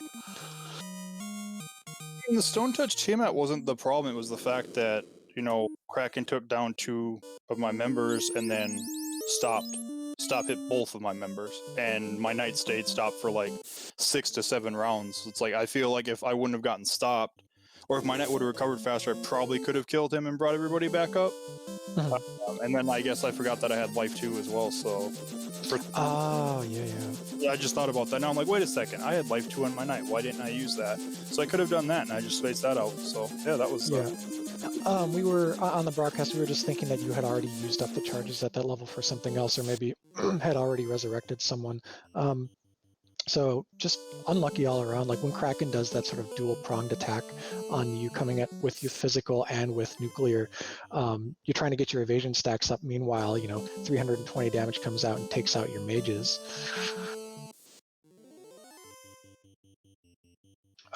Who was wearing the ribbon though? Because I thought maybe one of those stops went through a ribbon.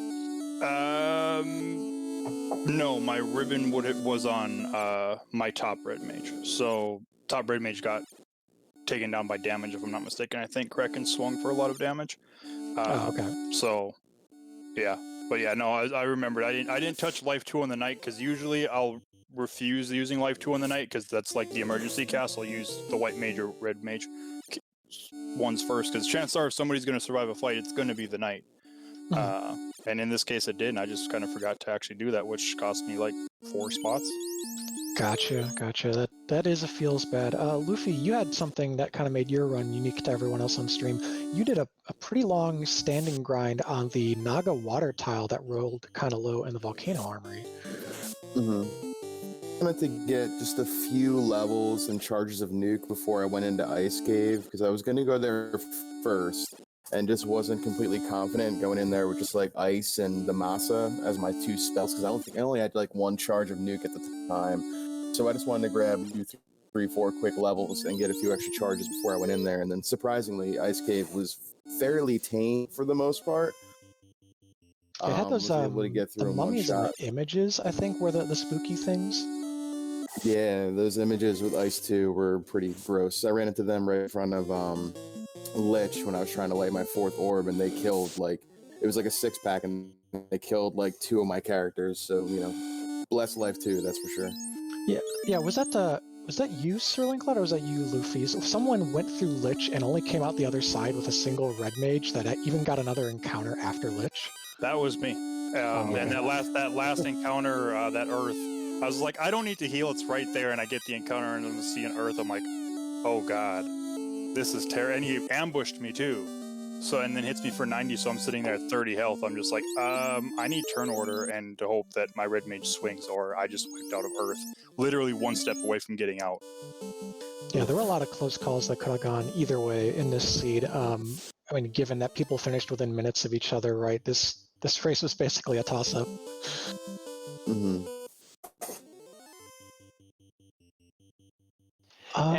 Oh, go ahead, Demon. Yeah, so let's also get your guys' thoughts on the loaded marsh. I never even checked the top. What was up there? Just gold, I think. It was all in the bottom. Yeah. Well, that massa was really great early, for sure. That kind of made it so no problem. And I think there was a ribbon in there too, maybe, if I'm not mistaken. I skipped that then. No, actually, you pulled the massa and the dragon armor out of there. That's you guys, right. You guys got rewarded in Titan's Trove with one of your ribbons. You actually ended up, I think, coming across a second in Dwarf, and then the third actually turned out to be on Earth 1. Okay. Yeah, when I found that second ribbon, I was like, all right, yeah, no more boxes for them. I'm just gonna try to see if I can find that defense sword on easy walking boxes, and never found it, but it turned out like it was okay. Okay, so that was the last question I had for you. Was just like, what were you looking for in those close-ish, but not necessarily chests in the late game? And it turns out it was defense. We'd been noting that evasion stacking magic was at level 1 with like multiple white casters for everyone on stream today, but the ruse, I guess, was in the white locked slot, so you didn't truly have that survival guarantee for a solo knight. I think I found a Vorpal as well in the Dwarf Armory, so I thought like if it really came down to the fact where it would get weird, I could just throw the massa on the White Wizard, because obviously they had Ruse, and just throw the Vorpal on the Knight if things got a little sticky later on, but it turned out it was okay. Yep, and I want to give a quick shout out. Cinema V is 2 orbs lit now and has go mode. That was key to loot, so Cinema's just got to knock out. It looks like going to be stopping here for some magic for the promoted characters, but just has to knock out 2 more orbs, and Cinema's well on the path to finishing this seed. Yeah, absolutely. Just a dogged perseverance here, and still doing. This is not a bad time by any means. I mean, 132, 2 orbs to go. I mean, even if one of them might be a little longer in water to get down, but still, this is going to be a really respectable, really great time.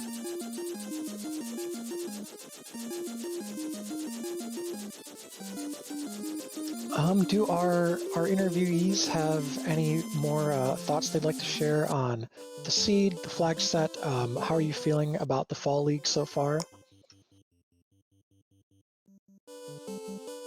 You want to go ahead and go first, Sir Linkalot? This is my first tournament, so I'm still kind of learning. Yeah, I mean, I'm enjoying it. All the flags are fun. I'm looking forward to the next few weeks and see how we do.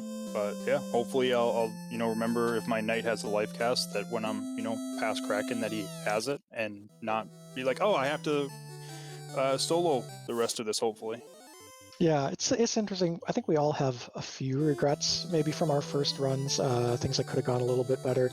But instead of iterating on the same flags and trying to perfect just one thing, we're going to be just changing up week after week. It's something different. So you might perform, completely opposite and at the top of the pack in the next flag set.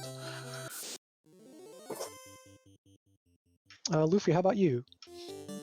Yeah, this was a pretty good flag set. The 2 loose can be, like I said, wary depending on where they are. But I mean, to get them out of the way in the first 5-10 minutes was just amazing. And then the seed just kind of played out pretty well after that. The flags, I mean, the bosses aren't super scary, and just the magic ruled good this seed. So that was very fortunate. I'm enjoying the flags. I think they were fun. I look forward to next week and seeing how we can do there too.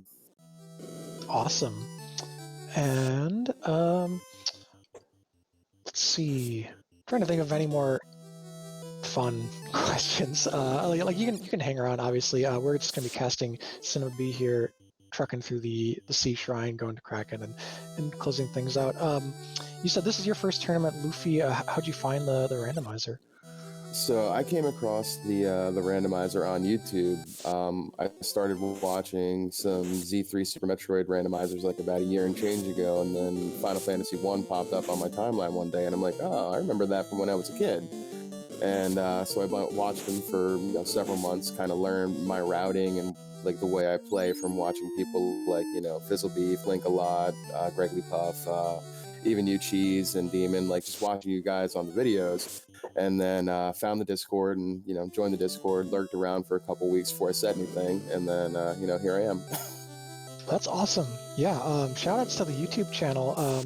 Danny is often the one who's indexing those videos, and then Dengwu gets them exported and out to the YouTube channel. I think so. Lots of great volunteer work that goes on behind the scenes to keep the Final Fantasy randomizer community going and getting us all this extra promotion. I love someone randomly coming in from YouTube that tells us that their hard work is paying off. Mm-hmm. Yeah, Danny's great. She was definitely a real big help when I first started. I started volunteering and before I started racing, and I just missed the Duck Derby and stuff by a couple weeks, so I'm looking forward to grinding and kind of learning as much as I can before that next tournament next year as well. All right, we got Cinema B is pulling Kraken 1, going with just a nuke and a swing here. So we do recall that Kraken 1 had a pretty high HP pool, but not super high physical damage. However, there's a stun touch. So this approach is probably going to get there, especially with the Knight swinging for 600. But there was a chance that this could have maybe gone poorly without any of the other members up. But third orb lit at the hour 36 mark. So Cinema B still rocking through it. Yeah, absolutely. Just gotta finish off. I think Earth gotta take one more dive into Earth and finish that off, and then we'll be on their way to Topher here. Mm-hmm. So, I was gonna say, Sir Link-A-Lot. Also, you're in here coming fresh off of a tournament victory of your own. There's technically two, so I guess I've got something to live up to. Thinking about it, because the two, I guess not Lich's low limit tables, but the Duck Derby, I ended up winning that, and then the co-op tournament. So. Oh, that's right, you won both of those. Yeah. So you're in here actually much more of a veteran than you seem.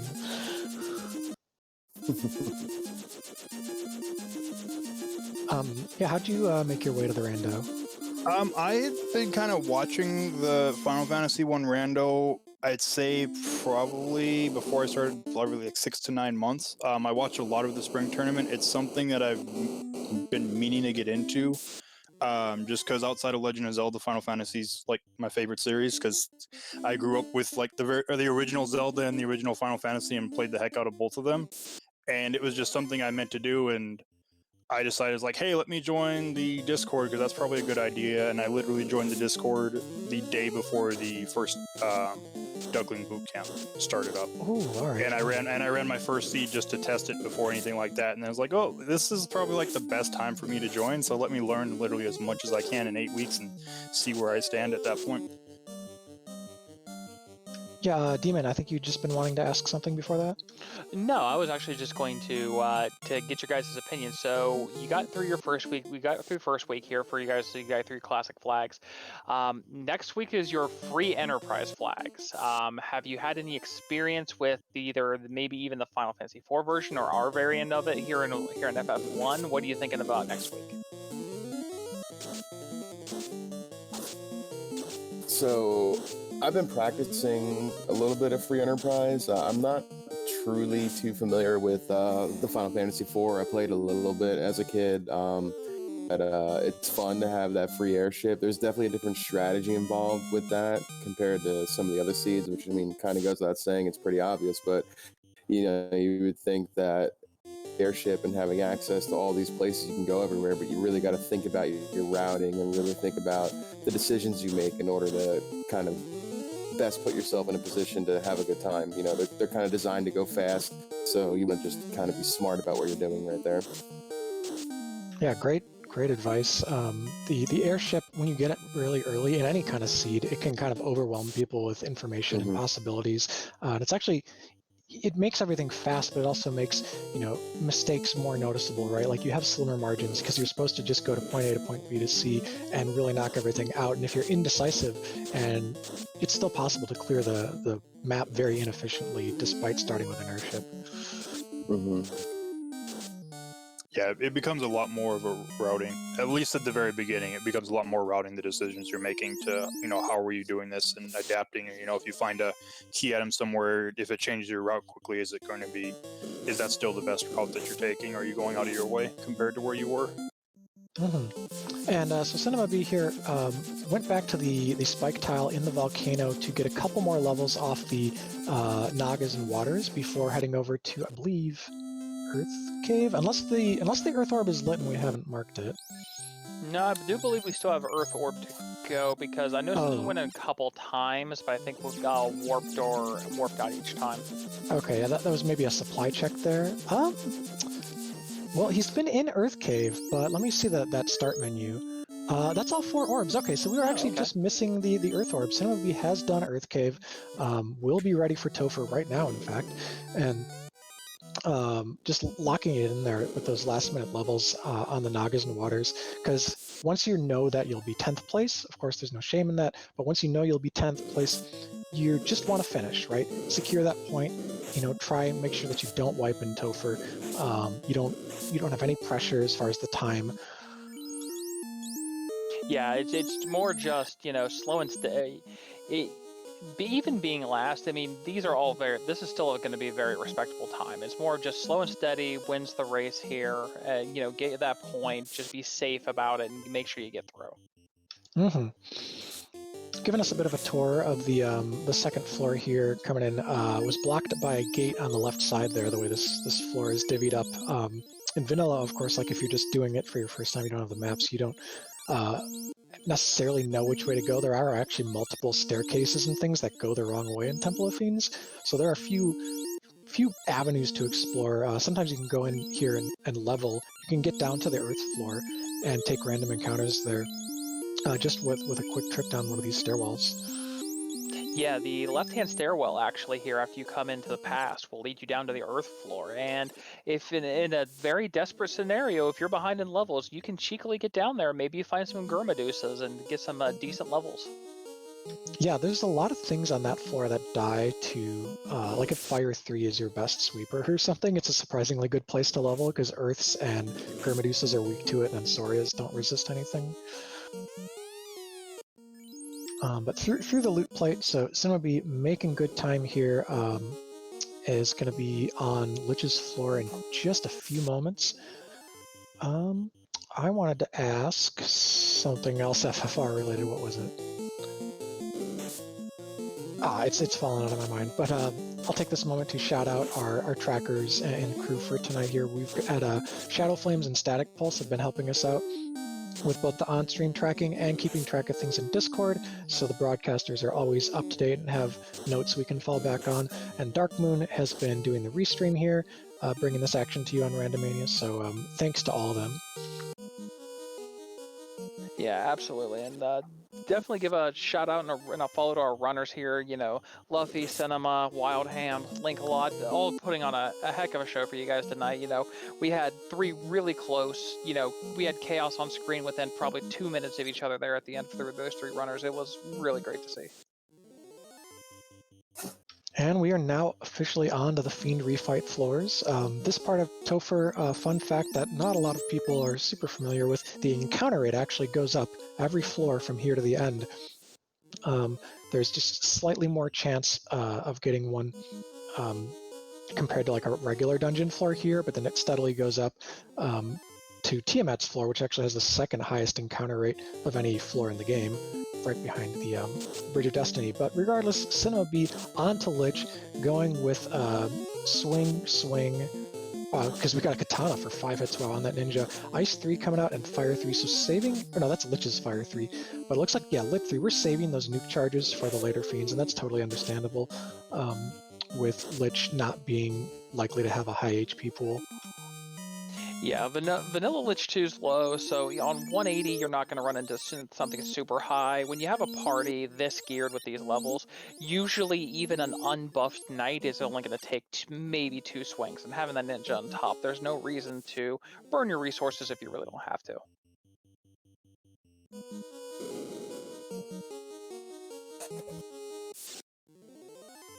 Yeah, chat calling out that we're not respecting Lich 2, and, you know, he doesn't deserve that much respect. Just a little tiny bit of respect. These Agamas, though, might deserve some. They've got Thunder. Yeah, the Agamas came to play, and there was 3 in that fight. It's a good thing we got away, because even having all 3 ribbons, that would definitely not be good. 3 Thunders across your party.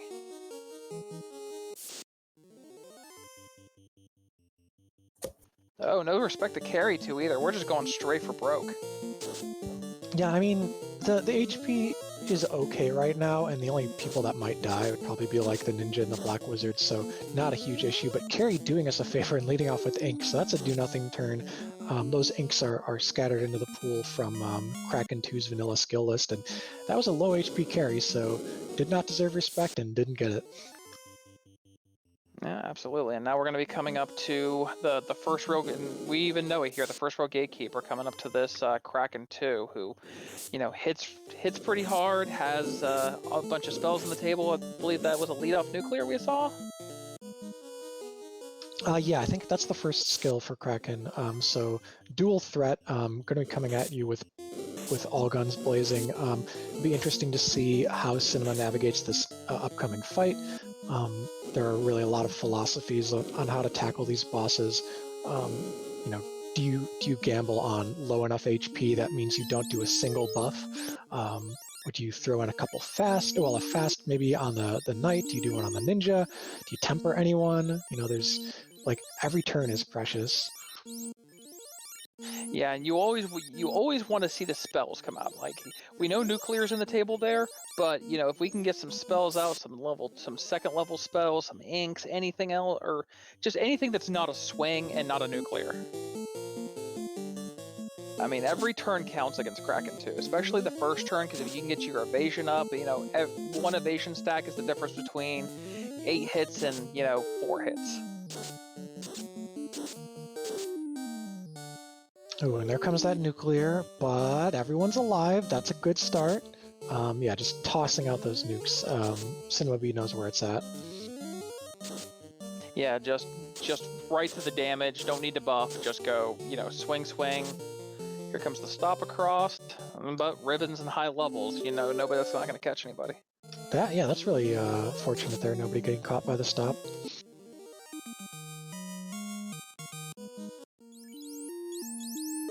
And down goes Kraken 2. So now we just got to get through our good friend Tia 2 with the statue making punches and see how this goes. Alright, I am gonna hop off though. I've got some stuff I need to go take care of. Rad. Well, thanks for joining us, and GG on the run tonight. Thank you. Yeah, absolutely. GG. Take care.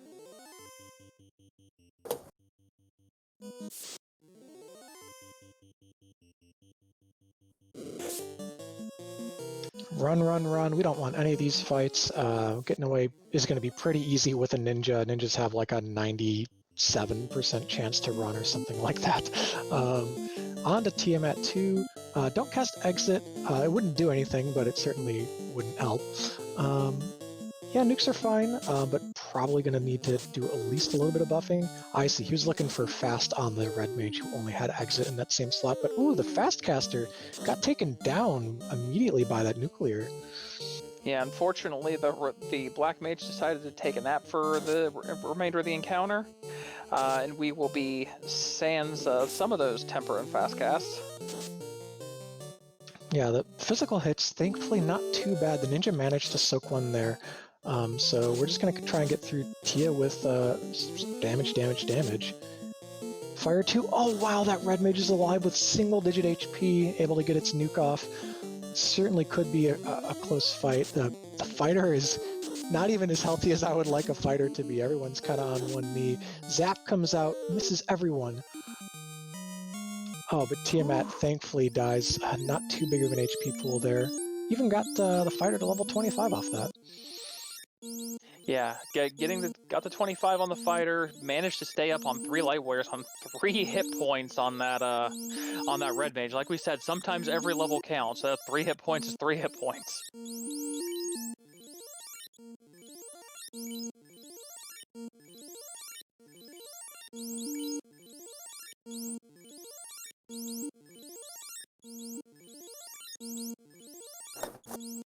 All right, just going to go through the menu here. Heal up. I believe the heal 3 casts were out on the red wizard, and that's the only like meaningful healing magic we have. So gonna have to use the good old 30 per heal pod menu here. Yeah, just after a little while of this, you get decently good at okay, we need to press this button this many times, and if you're just coming into Final Fantasy Randomizer, it might seem like crazy how fast some of these menus are, especially with the heal potions, but trust me, 1 or 2 seeds and you get there pretty fast. And there's also a new flag out there for people who want to run a little bit more of an easygoing time with the menuing. There's the auto sort inventory for folks who want to just go right in there and press A once and get their heal potion. We've got Cinema B reordering the party. Knight and Black Wizard and back sounds good. Those are the ones who have the most important roles in this fight, and we're pulling Chaos. So Temper is going to come out. We're going to, looks like a defense, or no, we're going to go offensive strats here. Power Bonk and Fast. So we're really just going to say, Chaos, show me what you got. Can you punch as hard as I can punch?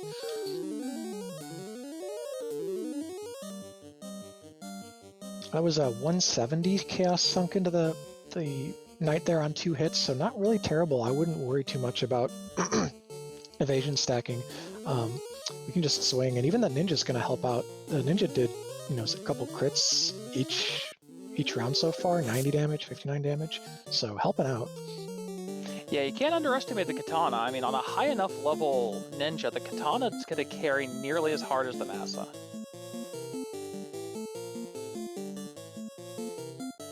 Yeah, also, if the Knight does happen to go down, because Chaos seems to just love attacking this back row here, the Ninja could be a backup win condition. You can fast that and, temper once or twice, and those crits will get a lot of payoff from the offensive buffs.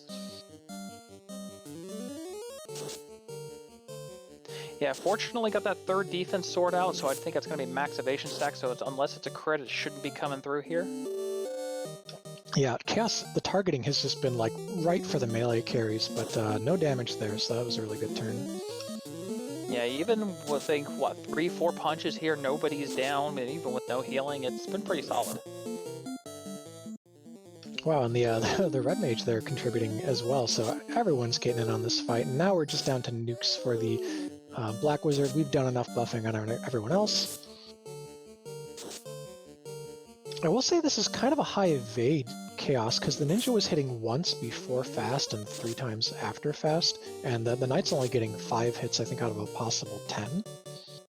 Yeah, it seems like Chaos is floating like a butterfly, but thankfully not stinging like a bee here, stinging more like a gnat, and with the way that's been targeting, that's a good thing, and sure enough, down goes Chaos. Yeah. Stung like a Cinema Bee, finishes in 10th place with an SRL time of 152.37. So good out your GGs for Cinema Bee, who did say he wants to come in for an interview. So I think he'll be pulled into the broadcast booth here shortly.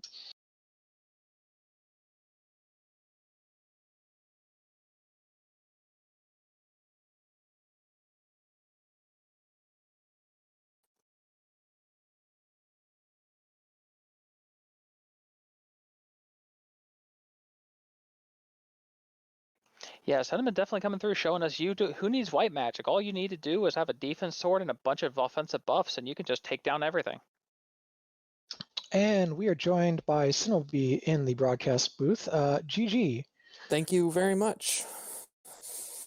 Well, you got through that seed, still sub 2, so Yeah. really good for our broadcast time.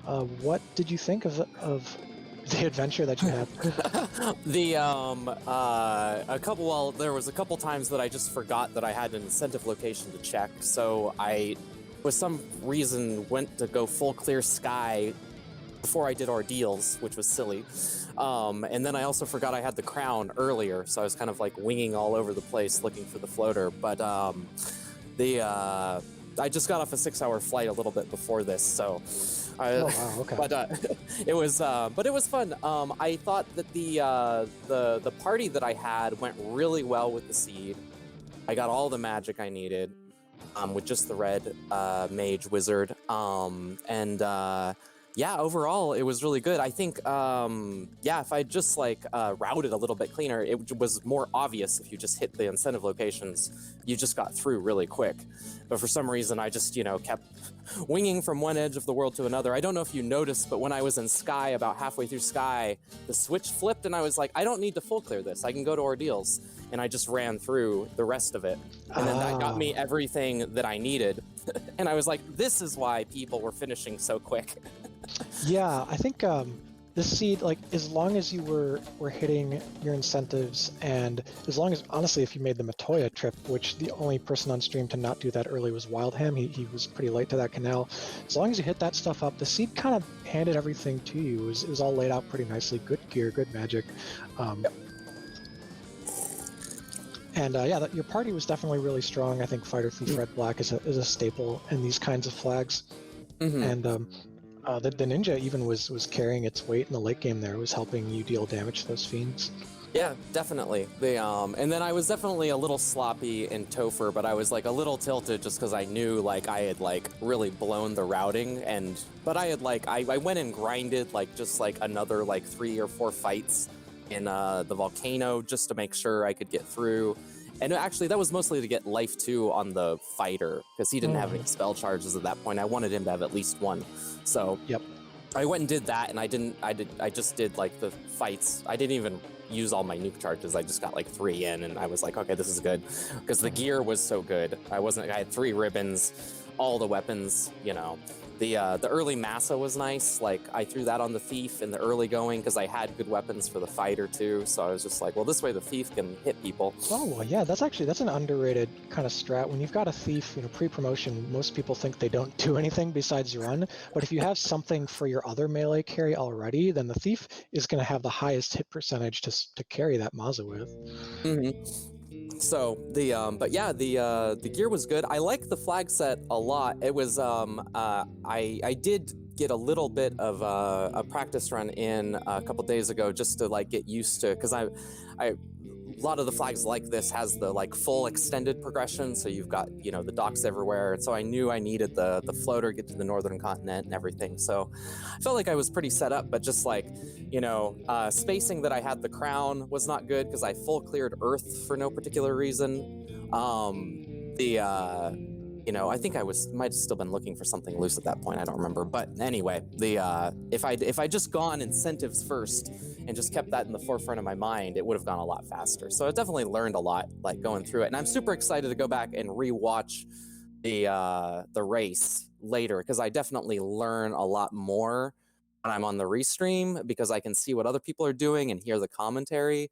Oh, yeah. And get so it's definitely I get a lot more educationally out of being part of that, so I can see what other people are doing. But it's a great resource to have, the community being able to put all these things together here and really kind of mutually help each other grow and learn in the randomizer, level up our skills. Unfortunately, for this particular tournament, right, you could learn all you want about this flag set, but you're done with it. It's true. It's true. Coming up next week's going to be free enterprise, so yeah, I'm looking forward to that. So, and I should be, in prime form. This week was a little hectic for my entire team, so we just kind of had to jump on what we could cover. But definitely looking forward to the rest of the tournament here, and aim to aim a little higher in the next round, so far as I'm concerned. Great to hear. All right, well, do you have any closing thoughts or anything to say about your team, or thoughts on the Fall League coming up? Oh, it's just, really like, just wanted to give thanks to the whole broadcast crew, the trackers, and the commentators, and the restreamer, and we really do have a really amazing, community here with the Final Fantasy Randomizer. And if anybody's watching and wants to get into it, this is definitely one of the easiest randomizers to get into, and there's a lot of helpful people and a lot of resources. Awesome. Well, appreciate the shout outs. Demon, do you have any final questions here for Cinema B? Oh no, I just thought, like I said, I thought it was a solid, well run, kept your head on your shoulders, and really, like I said, just once you found that airship, you cleaned it up. I just wanted to commend you on a really good run, teammate here. Thank you very much. We'll get them a little better next week. But no, I just want to thank again, of course, Restreamer, especially our trackers, especially early in the game, because that was a flurry of everything. And make sure to give all our runners a follow too. They put on, like I said, they put on the best show they could here for you, and they did put on a heck of a show.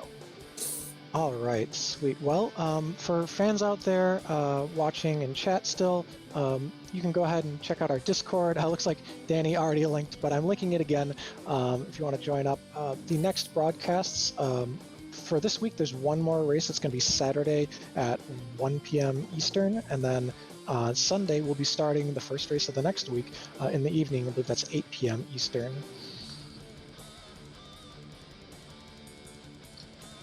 And I think that's all that I've got in my head to say to you Rando fans. So if anyone else has a note, otherwise we'll close it out.